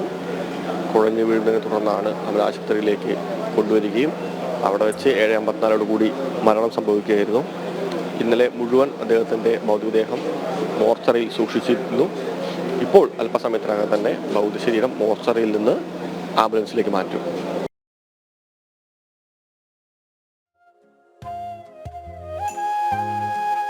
രോഹിണി മലയാള സംഗീതത്തിന് അല്ലെങ്കിൽ സംഗീതത്തിന് തന്നെ പുതിയ മാനങ്ങൾ നൽകിയൊരു ഗായകൻ കൂടിയായിരുന്നു പി ജയചന്ദ്രൻ. അദ്ദേഹം ദേവരാജൻ മാസ്റ്റർക്കും MS ബാബുരാജിനും MG രാധാകൃഷ്ണനും ജോൺസൺ മാസ്റ്ററും ഒക്കെ ചേർന്ന് മലയാളികൾക്ക് സമ്മാനിച്ചത് ഒരിക്കലും മറക്കാൻ സാധിക്കാത്ത ഒരുപിടി ഗാനങ്ങൾ കൂടിയായിരുന്നു. 1986 ഏറ്റവും നല്ല ഗായകനുള്ള ദേശീയ പുരസ്കാരം അദ്ദേഹത്തെ തേടിയെത്തിയിട്ടുണ്ട്. ശ്രീനാരായണ ഗുരു എന്ന ആ ഒരു ചിത്രത്തിലെ ഗാനത്തിന് അദ്ദേഹത്തെ ഏറ്റവും മികച്ച ഗായകനുള്ള ദേശീയ പുരസ്കാരം അദ്ദേഹത്തിന് ലഭിച്ചിട്ടുണ്ട്. ഒപ്പം തന്നെ 4 തവണ കേരള സംസ്ഥാന പുരസ്കാരവും 2 തവണ തമിഴ്നാട് സംസ്ഥാനത്തിൻ്റെ മികച്ച ഗായകനുള്ള പുരസ്കാരവും അദ്ദേഹത്തെ തേടി എത്തിയിട്ടുണ്ട് എന്ന് പറയാം.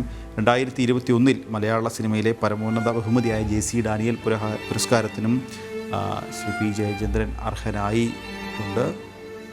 അതെ നിഖിൽ, നമ്മളിപ്പോൾ തത്സമയ ദൃശ്യങ്ങളാണ് കാണുന്നത്. ജയചന്ദ്രൻ്റെ ഭൗതിക ദേഹം മോർച്ചറിയിൽ നിന്ന് അല്പസമയത്തിനകം തന്നെ പുറത്തേക്ക് ആംബുലൻസിലേക്ക് മാറ്റും. തുടർന്നായിരിക്കും പൊതുദർശനത്തിനുള്ള സൗകര്യം ഒരുക്കുക. ഏറെ നാളായി അസുഖബാധിതനായിരുന്നു. കഴിഞ്ഞ ദിവസമാണ് അന്ത്യം സംഭവിച്ചത്. മലയാളികൾക്ക് പതിറ്റാണ്ടോളം നീളുന്ന ഗാന മേഖലയിലെ ദാന്ത സംഭാവനയ്ക്ക് ശേഷമാണ് അദ്ദേഹം വിടവാങ്ങിയിരിക്കുന്നത്. അദ്ദേഹത്തെ ഓർത്തെടുക്കുമ്പോൾ എല്ലാ കലാകാരന്മാരും പറയുന്നത് അദ്ദേഹത്തിൻ്റെ ഗാനങ്ങളിലുള്ള ആ ഭാവം തന്നെയായിരുന്നു. അത് ഏത് ഗാനമായാലും, പ്രണയമായാലും വിരഹഗാനമായാലും ഭക്തിഗാനമായാലും ഒക്കെ അതിലെ ആത്മാംശം ഉൾക്കൊള്ളുന്ന തരത്തിൽ തന്നെയാണ് എപ്പോഴും ജയചന്ദ്രൻ ആലപിച്ചിരുന്നത് എന്നുള്ളത്. ഇന്നലെ ശ്രീകുമാരൻ തമ്പി അദ്ദേഹത്തെ ഓർത്തെടുത്തപ്പോഴും പറഞ്ഞതാണ്. കാരണം തങ്ങൾ എഴുതി വെക്കുന്നത് എന്താണോ അതിൻ്റെ ഒരു പടിയുടെ മുകളിൽ ശ്രീ പി ജയചന്ദ്രൻ അത് പാടി വെക്കുന്നു എന്നുള്ളതാണ്. തങ്ങൾ പ്രതീക്ഷിക്കാത്ത വേറൊരു തലത്തിലേക്ക് ആ പാട്ട് എത്തിക്കുന്നു പി ജയചന്ദ്രൻ എന്നുള്ളതാണ് ഇന്നലെ ശ്രീകുമാരൻ തമ്പി അദ്ദേഹം പറഞ്ഞു വെച്ചത്. അതെ, അതുമാത്രമല്ല നിഖിൽ, പുതിയ തലമുറയ്ക്കും അദ്ദേഹം ഏറെ പ്രിയങ്കരനായിരുന്നു എന്ന് തെളിയിക്കുന്ന ഒരുപിടി നല്ല ഗാനങ്ങൾ സമ്മാനിച്ചതിന് ശേഷമാണ് അദ്ദേഹം മടങ്ങിയിരിക്കുന്നത്. വളരെ ഫാസ്റ്റ് നമ്പറുകളായിട്ടുള്ള പാട്ടുകളാണ് അദ്ദേഹം പുതുതലമുറയ്ക്ക് വേണ്ടി നൽകിയത്. അവയൊക്കെ ഏറെ പ്രിയപ്പെട്ടതും ശ്രദ്ധയാകർഷിച്ചതും ആയി. പുതുതലമുറ എന്ന് പറയുമ്പോൾ തന്നെ ഇപ്പോഴത്തെ തലമുറയ്ക്ക് മുമ്പ് ഒരു 90 കാലഘട്ടത്തിൽ പറയുകയാണെങ്കിൽ നേരത്തെ പറഞ്ഞതുപോലെ നമ്മൾ നിറത്തിലെ ആ ഒരു പാട്ടൊക്കെ കോളേജ് വിദ്യാർത്ഥികൾക്കിടയിൽ അന്ന് തന്നെ തരംഗമായ കാസറ്റുകളിലൂടെ, അതായത് തരംഗമായ പാട്ടുകളാണ്. അത് മാത്രമല്ല നമുക്കറിയാം ഈ പൂവേ പൂവേ പാലപ്പൂവേ എന്നുള്ളത് ശാരദാംബരം ചാരുചന്ദ്രിക, അതിന് അവാർഡും അദ്ദേഹത്തിന് ലഭിച്ചിട്ടുണ്ട് എന്നാണ് അറിയാൻ കഴിയുന്നത്. അദ്ദേഹത്തിൻ്റെ ഗാന മേഖല, അദ്ദേഹത്തിൻ്റെ ഗാനസപര്യ ഇങ്ങനെ നീളുന്നു. ഇപ്പോൾ ആശുപത്രിയിൽ മുൻ മന്ത്രി VS സുനിൽകുമാർ എത്തിച്ചേർന്നിട്ടുണ്ട്. ഉന്നത പോലീസ് ഉദ്യോഗസ്ഥരുണ്ട്. അല്പസമയത്തിനകം തന്നെ അദ്ദേഹത്തിൻ്റെ ഭൗതിക ജയരാജ് വാര്യർ അടക്കമുള്ള ആളുകൾ ഉണ്ട് എന്നാണ് ദൃശ്യങ്ങളിൽ നിന്ന് മനസ്സിലാക്കാൻ സാധിക്കുന്നത്. അതുമാത്രമല്ല നമുക്കറിയാം തൃശ്ശൂരിൻ്റെ ഒരു പ്രത്യേകത, സാംസ്കാരിക മേഖലയിലെ നിരവധി പേർ എപ്പോഴും സജീവമായി തന്നെ നിൽക്കുന്ന ഒരു ജില്ല കൂടിയാണ് തൃശ്ശൂർ. അതുകൊണ്ട് തന്നെ അദ്ദേഹത്തിൻ്റെ വിയോഗത്തിൽ അദ്ദേഹത്തെ കാണുന്നതിനായെല്ലാം ധാരാളം പേർ എത്തിച്ചേർന്നിട്ടുണ്ട്. ഇപ്പോൾ അല്പസമയത്തിനകം തന്നെ അദ്ദേഹത്തിൻ്റെ ഭൗതികദേഹം ആശുപത്രിയിൽ നിന്ന് പുറത്തേക്ക് കൊണ്ടുവരുമെന്നാണ് അറിയാൻ കഴിയുന്നത്. ഒരുപക്ഷെ അദ്ദേഹത്തെ ഓർത്തെടുക്കുകയാണെങ്കിൽ അദ്ദേഹം 1944 മാർച്ച് 3 എറണാകുളത്ത് രവിപുരത്താണ് ജനിച്ചത്. 1965 കുഞ്ഞാലി മരയ്ക്കാർ എന്ന സിനിമയിലെ മുല്ലപ്പൂ മാലയുമായി എന്ന ഗാനം ആലപിച്ചാണ് ചലച്ചിത്ര പിന്നണി ഗാനരംഗത്തേക്ക് ഉള്ള അദ്ദേഹത്തിൻ്റെ വരവ്. പക്ഷേ നമുക്കറിയാം ഏറെ പ്രശസ്തി നേടിയത് തൊട്ടടുത്ത വർഷം പുറത്തിറങ്ങിയ ഈ മഞ്ഞലയിൽ മുങ്ങിത്തോർത്തി എന്നുള്ള ഗാനമായിരുന്നു. അതെ, അതുകൊണ്ടാണ് അദ്ദേഹത്തിനെ ആ ഗാനത്തിൽ തന്നെ എപ്പോഴും ഓർത്തെടുക്കാൻ കഴിയുന്നത്. സാങ്കേതികമായി അദ്ദേഹം മറ്റൊരു ചിത്രത്തിൽ ഗാനം ആലപിച്ചിരുന്നു എന്നുള്ളത് തന്നെയാണ്. പക്ഷെ പിന്നീട് നമുക്കറിയാം, പിന്നീട് 6 നൂറ്റാണ്ട് അദ്ദേഹത്തിൻ്റെ സംഭാവന മലയാളികൾക്ക് അദ്ദേഹം നൽകിയത് പിന്നീട് തുടർന്നുള്ള നിരവധി പ്രണയ ഗാനങ്ങളിലൂടെയായിരുന്നു. പിന്നീട് അങ്ങോട്ട് നിരവധി പുരസ്കാരങ്ങൾ, ഇങ്ങനെ നീളുന്നു അദ്ദേഹത്തിൻ്റെ സംഭാവനകൾ.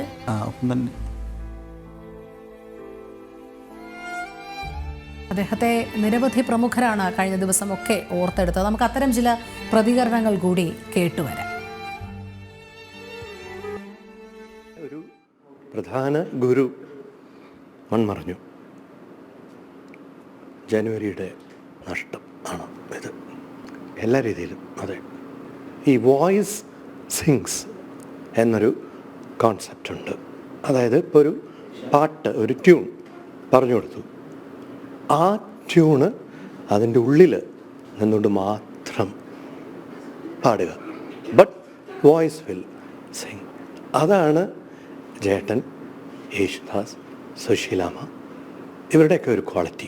അല്ലാതെ പാട്ടിൻ്റെ വെളിയിലിറങ്ങി വേറെ കുറേ സംഗതികളിട്ട് അതല്ല.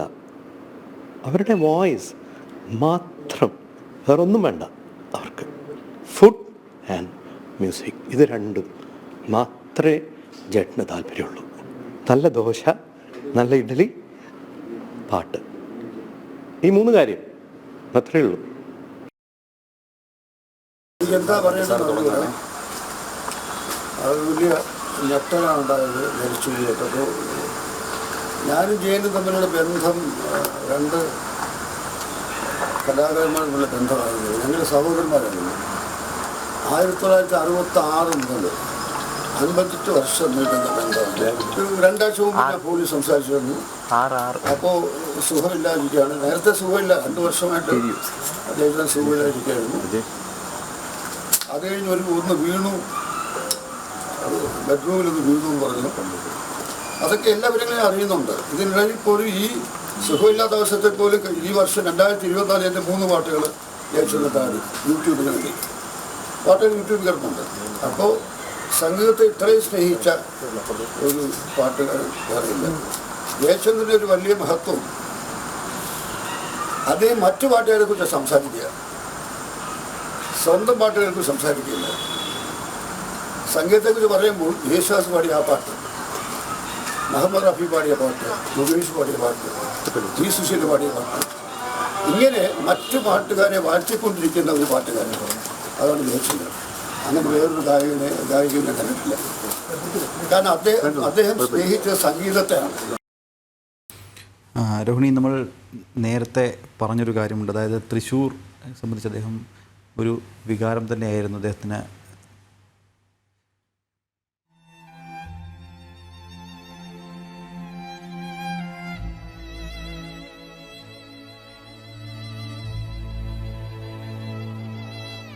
തൃശ്ശൂർ അദ്ദേഹത്തിൻ്റെ ഒരു വികാരം തന്നെയാണ്. നമ്മൾ തൃശ്ശൂർ പൂരം എന്നൊക്കെ കേൾക്കുമ്പോൾ ഈ അടുത്ത കാലത്ത് പുണ്യാളൻ എന്ന് പറയുന്ന ജയസൂര്യയുടെ ആ ഒരു ചിത്രത്തിലെ ഒരു ഗാനമുണ്ട്, പൂരങ്ങളുടെ പൂരം എന്ന് പറയുന്ന ആ ഒരു ഗാനം. അതും ഈ പറഞ്ഞതുപോലെ തൃശ്ശൂരുമായി ബന്ധപ്പെട്ട് ഈ യുവതലമുറയുടെ നെഞ്ചേറ്റിയ ഒരു ഗാനം കൂടിയാണ്. ഇപ്പോൾ തൃശ്ശൂർ പൂരം അടക്കമുള്ള കാര്യങ്ങൾ വരുമ്പോൾ ഏറ്റവും കൂടുതൽ സോഷ്യൽ മീഡിയയിൽ വരുന്ന റീലിലും അടക്കം വരുന്ന ഒരു ഗാനം കൂടിയാണ് അത്. അങ്ങനെ നിരവധി ഗാനങ്ങൾ പുതിയ തലമുറയിലും അദ്ദേഹം ഓർത്തു വെക്കാൻ വേണ്ടി. അതുപോലെ എടുത്തു പറയേണ്ട മറ്റൊരു കാര്യമുണ്ട്. ക്യാപ്റ്റൻ എന്ന ചിത്രത്തിലെ VP സത്യൻ്റെ കഥ പറയുന്ന ക്യാപ്റ്റൻ എന്ന് പറയുന്ന ആ ഒരു ചിത്രത്തിലെ 2 ഗാനങ്ങൾ, പെയ്തെളിഞ്ഞ നിമിഷപ്പ് പാട്ടുപെട്ടിയിൽ എന്ന് പറയുന്ന 2 ഗാനങ്ങൾ, അതും ആ ഒരു സിനിമയ്ക്ക് ഏറ്റവും അനുയോജ്യമായ രീതിയിൽ ആ സിനിമയുടെ വികാരത്തെ പൂർണ്ണമായും നമ്മളെ പിടിച്ചിരുന്ന രീതിയിലുള്ള 2 ഗാനങ്ങൾ ആണ് ക്യാപ്റ്റൻ എന്ന ആ ഒരു ചിത്രത്തിൽ ഉള്ളത്. ഒപ്പം തന്നെ ആ ഒരു കാലഘട്ടത്തിൽ ഏറ്റവും അധികം ചർച്ച ചെയ്ത അല്ലെങ്കിൽ ഏറ്റവും അധികം ആളുകൾ നെഞ്ചേറ്റിയ മറ്റൊരു ഗാനം കൂടിയുണ്ട്. അതായത് 2016 പുറത്തിറങ്ങിയ പാപ്പനെക്കുറിച്ചും വർക്കിയെക്കുറിച്ചും എന്നുള്ളൊരു പാവ എന്ന് പറഞ്ഞ ചിത്രത്തിലെ പൊടിമീശ മുളയ്ക്കണ പ്രായം എന്ന് പറയുന്ന ആ ഒരു ഗാനം, അതൊക്കെ യുവതലമുറയുടെ വലിയ ഹിറ്റാണ്. അതെ, പാട്ടുകളാണ്. അത് ഓരോ വർഷവും അദ്ദേഹം അങ്ങനത്തെ ഓരോ പാട്ടുകൾ, അല്ലെങ്കിൽ അദ്ദേഹം പാടുന്ന പാട്ടുകളിൽ ഒട്ടുമിക്ക പാട്ടുകളും, നമ്മൾ ഈ പാട്ടുകളുടെ എണ്ണം പറഞ്ഞാൽ 16,000 പാട്ടുകളും നമ്മൾ പറയേണ്ടി വരും. കാരണം അത്രത്തോളം ഈ പാടുന്ന പാട്ടുകളെല്ലാം അത്രത്തോളം മലയാളിക്ക് പ്രിയങ്കരമാകുന്നുണ്ട് എന്നുള്ളതാണ് ഏറ്റവും ശ്രദ്ധേയകരമായ കാര്യം. അതുമാത്രമല്ല, നിഖിൽ പറഞ്ഞതുപോലെയാണ്, ഒരുപക്ഷെ അദ്ദേഹത്തോട് സംസാരിക്കുമ്പോൾ വളരെ ഘനഗാംഭീര്യത്തോടു കൂടിയുള്ള ശബ്ദമാണ്. ഇതിൽ ഒരു ഫാസ്റ്റ് നമ്പർ പാടാൻ പറ്റുമോ, അല്ലെങ്കിൽ ഒരു പ്രണയഗാനം പാടാൻ പറ്റുമോ എന്ന് സംശയിക്കുന്നവർക്കൊക്കെയുള്ള അദ്ദേഹത്തിൻ്റെ ഒരു മറുപടി കൂടിയാണ് ഇത്തരം ഗാനങ്ങൾ എന്നുള്ളതാണ്. ഏത് ഭാവത്തിലാണോ താളത്തിലാണോ പോകേണ്ടത് ആ രീതിയിൽ തന്നെ അദ്ദേഹം മനോഹരമായി കൊണ്ടുപോകുന്ന ഒരു സാഹചര്യം. അതുകൊണ്ട് തന്നെയാണ് ഒരു 3 തലമുറയ്ക്ക് അദ്ദേഹം പരിചിതനാകുന്നതും പ്രിയങ്കരനാകുന്നതും ഒക്കെ. മറ്റൊരു ചിത്രമുണ്ട്, അതായത് നമ്മുടെ നിവിൻ പോളി നായകനായ ഏറെ ശ്രദ്ധേയമായ ചിത്രമാണ് 1983. ആ 1983 ഓലഞ്ഞാലി കുരുവി എന്ന് പറഞ്ഞൊരു പാട്ട്, അത് ഈ കാലഘട്ടത്തിലുള്ള ഈ 90s-ലുള്ള അല്ലെങ്കിൽ 90 കാലഘട്ടത്തിലുള്ളവരെ ഒരു നൊസ്റ്റാൾജിയയിലേക്ക് കൊണ്ടുപോകുന്ന ഒരു ഫീല് നമുക്ക് ആ ഒരു പാട്ടിലൂടെ, ഓലഞ്ഞാലി കുരുവി എന്ന് പറയുന്ന പാട്ടിലൂടെ നമുക്ക് ലഭിക്കുന്നുണ്ട്. അങ്ങനെ നിരവധി പാട്ടുകൾ, നേരത്തെ പറഞ്ഞതുപോലെ പാട്ടുകളുടെ എണ്ണം അല്ലെങ്കിൽ പാട്ടുകൾ പറയാനാണെങ്കിൽ അതിങ്ങനെ നമുക്ക് ഒരു ദിവസം മുഴുവനും പറഞ്ഞാൽ തീരാത്തത്ര പാട്ടുകൾ അദ്ദേഹം പാടി, മലയാളികൾക്ക് വേണ്ടി പാടി വെച്ചിട്ടാണ് അദ്ദേഹം ഈ ഒരു ലോകത്തോട് അതുകൊണ്ട് തന്നെയാണ് അദ്ദേഹത്തിന് മലയാള സിനിമയിലെ സമഗ്ര സംഭാവനയ്ക്കുള്ള JC ഡാനിയൽ പുരസ്കാരം 2021 അത് അദ്ദേഹത്തിന് ലഭിക്കുന്നത്. അദ്ദേഹത്തിൻ്റെ പുരസ്കാരങ്ങൾ പരിശോധിച്ചു കഴിഞ്ഞാൽ നമുക്കറിയാം, അദ്ദേഹത്തിന് ഒരു വട്ടം ദേശീയ പുരസ്കാരം ലഭിച്ചിട്ടുണ്ട് മികച്ച പിന്നണി ഗായകനുള്ള. അതോടൊപ്പം സംസ്ഥാന പുരസ്കാരം ലഭിച്ചത് 5 തവണയാണ്. തമിഴ്നാട് സംസ്ഥാന സർക്കാരിൻ്റെ പുരസ്കാരം അദ്ദേഹത്തിന് 4 തവണ ലഭിച്ചിട്ടുണ്ട് എന്നുള്ളതാണ്. തമിഴ്നാട് സർക്കാരിൻ്റെ തന്നെ കലൈമണി പുരസ്കാരവും അദ്ദേഹത്തിന് ലഭിച്ചിട്ടുണ്ട്. ഇങ്ങനെ നിരവധി പുരസ്കാരങ്ങൾ മലയാളിക്ക് സമ്മാനിച്ച ഭാവഗായകനാണ് വിട പറഞ്ഞിരിക്കുന്നത്. രോണി, മറ്റൊരു കാര്യം കൂടിയുണ്ട്. നമ്മൾ മോഹൻലാൽ നായകനായ ബ്ലിസിൽ തന്മാത്ര എന്ന് പറയുന്ന ചിത്രം, അതിൽ ആ സിനിമയുടെ നേരത്തെ പല പാട്ടുകൾ നമ്മൾ പറഞ്ഞതുപോലെ ആ സിനിമ നമ്മളെ പിടിച്ചിരുത്തുന്ന ഒരു കാര്യമാണ്. അതിൽ ഇതളൂർന്നു വീണ പനിരുതലങ്ങൾ എന്ന ആ ഒരു ഗാനം, ഇതൊന്നും മലയാളികൾക്ക് മലയാള സിനിമ ഉള്ളിടത്തോളം കാലം മറക്കാൻ കഴിയാത്ത ഗാനങ്ങളാണ്. ഒപ്പം തന്നെ നേരിനഴക് എന്ന തൊമ്മനും മക്കളിലെ ആ ഒരു ഗാനം, ഇതെല്ലാം 2005 പുറത്തിറങ്ങിയ പാട്ടുകളാണ്. അത് ഈ തന്മാത്രയും തൊമ്മനും മക്കളും ഇതെല്ലാം 2005 അദ്ദേഹം ചെയ്തു വെച്ച പാട്ടുകളാണ്. ഈ തൊമ്മനും മക്കളിലെ നേരിനഴക് എന്ന പാട്ടും ഈ യുവാക്കൾക്കിടയിൽ വളരെയധികം ട്രെൻഡിങ് ആയ ഒരു പാട്ട് എന്ന് നമുക്ക് പറയാൻ സാധിക്കുന്നൊരു പാട്ട് തന്നെയാണ്.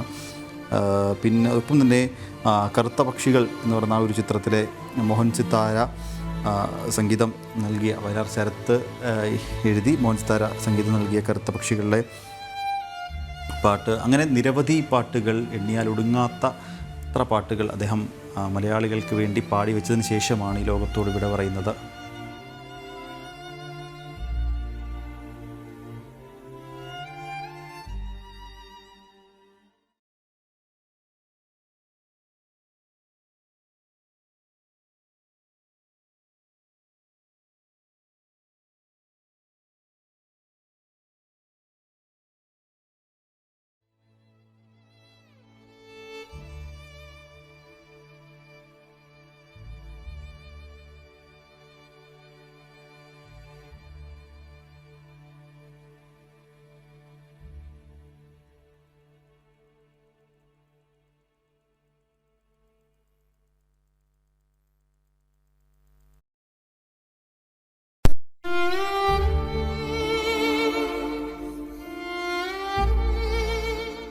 അന്തരിച്ച ഗായകൻ P. ജയചന്ദ്രൻ്റെ ഭൗതിക ദേഹം അല്പസമയത്തിനകം തന്നെ ആശുപത്രിയിൽ നിന്ന് പുറത്തേക്ക് കൊണ്ടുവരും. ഇപ്പോൾ അതിനുള്ള നടപടിക്രമങ്ങൾ പുരോഗമിക്കുകയാണ്.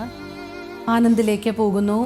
ആനന്ദ് 8 മണിയോടുകൂടി തന്നെ ഭൗതികദേഹം പുറത്തേക്ക് എത്തിക്കും. തുടർന്നായിരിക്കും പൊതുദർശനം എന്നാണ് അറിയാൻ കഴിഞ്ഞത്. അല്പം കാലതാമസം നേരിടുന്നുണ്ട്. എപ്പോഴത്തേക്കായിരിക്കും അദ്ദേഹത്തിൻ്റെ ഭൗതികദേഹം മോർച്ചറിയിൽ നിന്ന് ആംബുലൻസിലോട്ട് മാറ്റുക?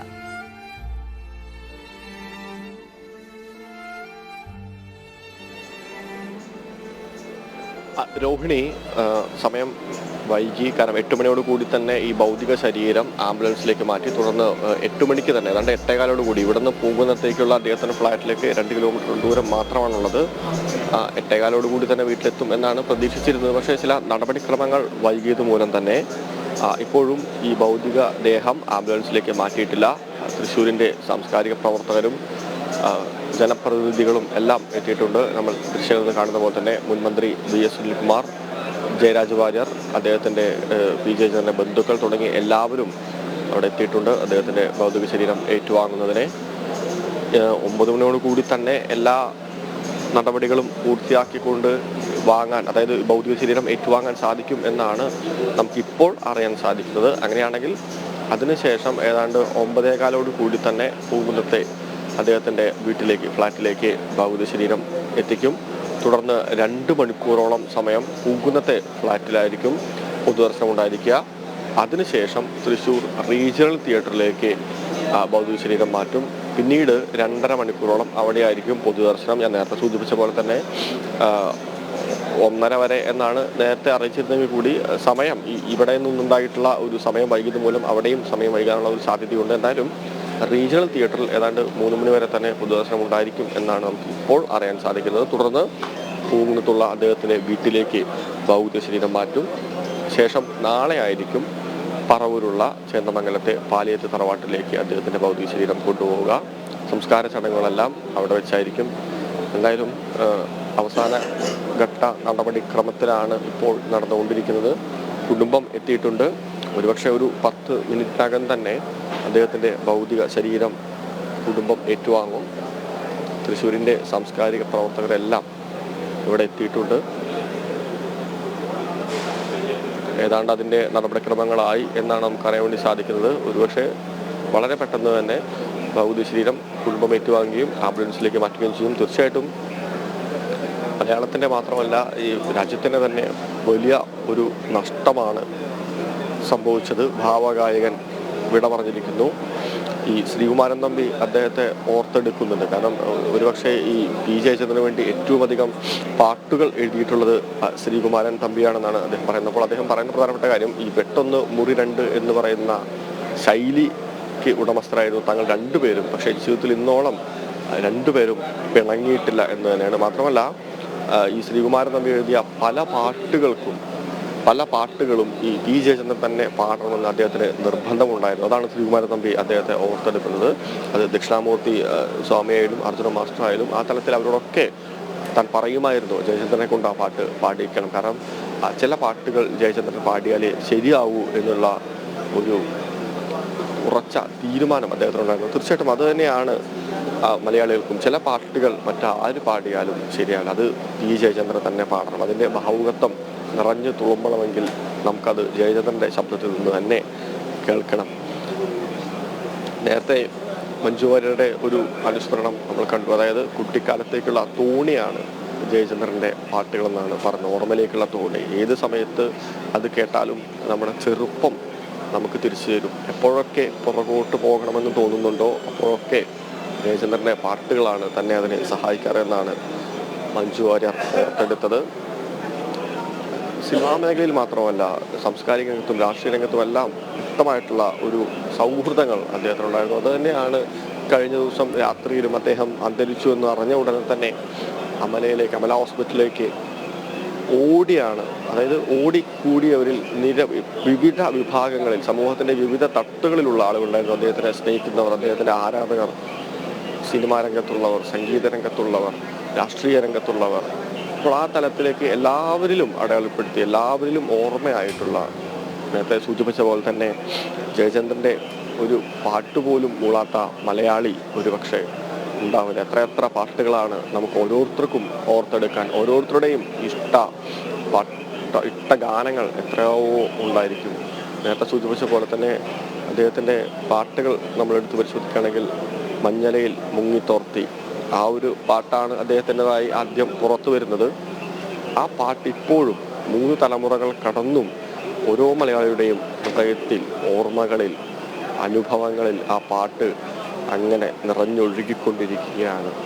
മാത്രമല്ല മറ്റനവധി പാട്ടുകൾ, അതായത് വിരൽ തൊട്ടാൽ വിരിയുന്ന പെൺപൂവെ എക്കാലത്തെയും ഒരു എവർഗ്രീൻ ഹിറ്റാണ് ഇന്നും പല പരിപാടികൾക്കും. അത് എല്ലാ തലമുറകളും ആഘോഷിക്കപ്പെട്ട ഒരു പാട്ടാണ്. അതുപോലെ തന്നെ ഈ അമ്മയെക്കുറിച്ച് നമ്മൾ ഓർമ്മ വരുമ്പോൾ ആ പാട്ടുകൾ ഏറ്റവും പ്രധാനപ്പെട്ട പാട്ടാണ് തങ്കമനസ്സ് അമ്മ മനസ്സ് എന്ന് പറയുന്ന പാട്ട്. ഇന്നും പല കുട്ടികളും, ഏറ്റവും പുതിയ തലമുറയിലെ കുട്ടികളടക്കം സോഷ്യൽ മീഡിയയിൽ പല റീലുകളിലും അല്ലെങ്കിൽ അമ്മയോടൊപ്പമുള്ള പല രംഗങ്ങളിലും അകമ്പടി പിന്നണിയായിട്ടുള്ളത് ആ പാട്ടാണ്. അപ്പോൾ എത്രത്തോളം ആ പാട്ടുകളെല്ലാം മലയാളിയുടെ മനസ്സിൽ പതിഞ്ഞിട്ടുണ്ട് എന്നുള്ളതിൻ്റെ ഒരു ഉത്തമ ഉദാഹരണം തന്നെയാണ് ഈ കാലഘട്ടത്തിൽ ഉള്ള സോഷ്യൽ മീഡിയ, അല്ലെങ്കിൽ വാട്സപ്പിലാവട്ടെ ഫേസ്ബുക്കിലാവട്ടെ എല്ലാ തരത്തിലുള്ള ഇൻസ്റ്റാഗ്രാമിലെ റീലുകളിൽ പോലും അമ്മയ്ക്ക് അകമ്പടിയായി പിന്നണിയായുള്ളത് തങ്കമനസ്സ് അമ്മ മനസ്സ് എന്ന് പറയുന്ന പാട്ട് തന്നെയാണ്. പിന്നെ നിറത്തിലെ പാട്ടാണ്. ഒരു കാലഘട്ടത്തെ മുഴുവൻ പിടിച്ചു കുലുക്കിയ പാട്ടാണ് പ്രായം തമ്മിൽ മോഹം നൽകി എന്ന് പറയുന്ന പാട്ട്. ഒരു കാലഘട്ടത്തെ മാത്രമല്ല,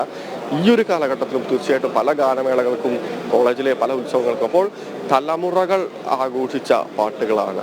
അടിച്ചുപൊളി പാട്ടുകളാവട്ടെ, അല്ലെങ്കിൽ ഭക്തിഗാനങ്ങളാവട്ടെ, ലളിതഗാനങ്ങളാവട്ടെ, ഏത് വിഭാഗം എടുത്ത് പരിശോധിച്ചാലും തീർച്ചയായിട്ടും തൻ്റേതായിട്ടുള്ള ഒരു കയ്യൊപ്പ് പി ജയചന്ദ്രൻ ബാക്കിയിട്ടുകൊണ്ട് തന്നെയാണ് ഈ ലോകത്തോട് വിട പറഞ്ഞിട്ടുള്ളത്. അങ്ങനെ തന്നെയാണ് അദ്ദേഹത്തിൻ്റെ വിയോഗവും. തീർച്ചയായിട്ടും അദ്ദേഹം ജീവിക്കും. അദ്ദേഹത്തിൻ്റെ പാട്ടുകളിലൂടെ ഈ ലോകമുള്ളിടത്തോളം കാലം, മലയാളി ഉള്ളിടത്തോളം കാലം, പക്ഷേ മലയാളം എന്നല്ല 5ലധികം ഭാഷകൾ അദ്ദേഹം പാടിയിട്ടുണ്ടെങ്കിലും മലയാളി ഉള്ളിടത്തോളം കാലം അദ്ദേഹം ഓരോ മനുഷ്യരിലും അദ്ദേഹം ഓർമ്മിക്കപ്പെടും എന്ന് തന്നെയാണ്.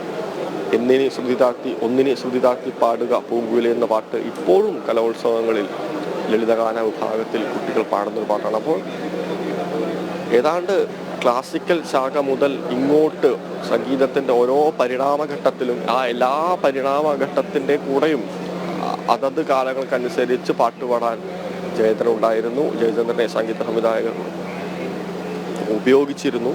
വയലാറിൻ്റെയും ഒക്കെ കാലം തൊട്ട് ഇങ്ങ് PK ഹരിനാരായണൻ അടക്കമുള്ള പുതിയ പ്രഗത്ഭരായ എഴുത്തുകാർക്ക് വേണ്ടി പോലും ജയചന്ദ്രൻ പാടിയിട്ടുണ്ട്. അപ്പോൾ ഒരു കാലഘട്ടത്തിലും ജയചന്ദ്രൻ സംഗീതത്തിന് പുറത്ത് നിന്നിട്ടില്ല, ആരും പുറത്ത് നിർത്തിയിട്ടില്ല. എല്ലാ കാലഘട്ടത്തിലും, ഏത് കാലഘട്ടം, എത്ര കാലം മാറിയാലും, എത്ര മഴയും മഞ്ഞും മാറി വീശിയാലും ജയചന്ദ്രൻ എന്നും മലയാള സംഗീത ലോകത്തിനകത്ത് തന്നെ ഉണ്ടായിരുന്ന ഒരു മനുഷ്യനാണ്. ഒരിക്കലും ജയചന്ദ്രനെ മാറ്റി നിർത്തിക്കൊണ്ടൊരു സംഗീതം മലയാളിക്ക് ഇല്ല എന്ന് തന്നെ നമുക്ക് പറയാം. എന്തായാലും അല്പസമയത്തിനകം തന്നെ അദ്ദേഹത്തിൻ്റെ ഭൗതിക ശരീരം ഈ മോർച്ചറിയിൽ നിന്ന് ആംബുലൻസിലേക്ക് മാറ്റും എന്ന് തന്നെയാണ് നമുക്ക് അറിയാൻ സാധിക്കുന്നത്.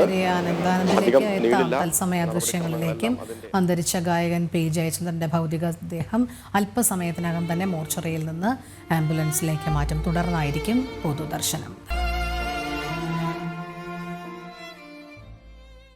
പി ജയചന്ദ്രനിലേക്ക് വന്നാൽ നേരത്തെ പറഞ്ഞതുപോലെ നിരവധി ഗാനങ്ങൾ മലയാളികൾക്ക് സമ്മാനിച്ചാണ് അദ്ദേഹം ഈ ലോകത്തോട് വിട പറഞ്ഞത്. രോഹിണി, ഇതിൽ ഏറ്റവും എനിക്ക് ഇഷ്ടപ്പെട്ട ഒരു ഗാനം എന്ന് പറയുന്നത് ചന്ദ്രോത്സവത്തിലെ ആരാരും കാണാതെ എന്ന് പറയുന്നൊരു ഗാനമാണ്. അതൊരു കോംബോ തന്നെയാണ്. വിദ്യാസാഗർ, ഗിരീഷ് പുതഞ്ചേരി, ഒപ്പം പി ജയചന്ദ്രൻ, അവർ മൂന്നുപേരും ഒരുമിച്ചൊരു ഗംഭീര ഗാനം മലയാളികൾക്ക് സമ്മാനിച്ചതാണ് ചന്ദ്രോത്സവത്തിലെ ആ ഒരു ആരാരും കാണാതെ എന്ന് പറയുന്ന ആ ഒരു ഗാനം. ഒപ്പം തന്നെ മറ്റെടുത്ത് പറയേണ്ട മറ്റൊരു ഗാനം എൻ്റെ വീട് അപ്പൂൻ്റെയും എന്ന് പറയുന്ന ചിത്രത്തിലെ വാവാവോ വാവേ എന്ന് പറയുന്ന ആ ഒരു ഗാനം. അതും മലയാളികൾക്ക് ഒരിക്കലും മറക്കാൻ സാധിക്കാത്ത ഒരു ഗാനം കൂടിയാണ്. അതെ, നിഖിൽ പറയുന്നത് പോലെ തന്നെയാണ്. നമുക്ക് ഓരോന്നെടുത്താലും അതെല്ലാം നമുക്ക് കൂടുതൽ പ്രിയപ്പെട്ടതാണ് എന്ന് തോന്നത്തക്ക വിധമാണ് ഓരോ ഗാനങ്ങളും മുന്നോട്ട് പോകുന്നത്. നമ്മൾ ആദ്യം പറഞ്ഞു തുടക്കത്തിലുണ്ടായിരുന്ന ആ ഗാനങ്ങൾ, അതിനുശേഷം ഒരു ഇടക്കാലത്ത് 90കളിലാണ് അദ്ദേഹം അതിൽ നിന്ന് മാറി നിന്നത്. കാരണം പലപ്പോഴും പുതിയ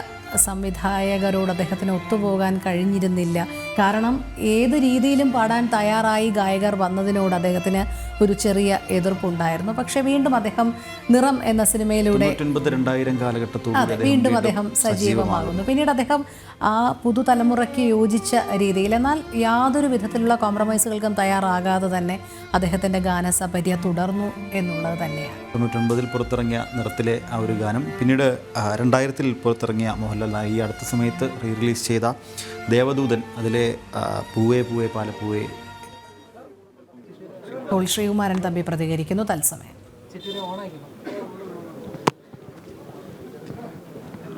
ഞാൻ രാത്രി തിരുവനന്തപുരം തിരിച്ചിപ്പോൾ ഇവിടെ എത്തിയതാണ്. ശരിക്കും എനിക്ക് യാത്ര ചെയ്യാവുന്ന സമയമല്ല. എനിക്കൊരു സ്ട്രോക്ക് വന്നിട്ട് ഞാൻ റെസ്റ്റിലാണ്. പക്ഷേ എനിക്ക് വരാതിരിക്കാൻ കഴിഞ്ഞില്ല. രാത്രി തിരിച്ചിപ്പോൾ എത്തി ഇവിടെ. വലിയ നഷ്ടമാണ് എനിക്ക്, എന്നെ സംബന്ധിച്ച് വ്യക്തിപരമായിട്ടും. ചലച്ചിത്രത്തിലുള്ള ബന്ധമല്ല, ഞങ്ങൾ തമ്മിലുള്ള ബന്ധം വളരെ അഗാധമാണ്. 2 സഹോദരന്മാർ തമ്മിലുള്ള ബന്ധമാണ്.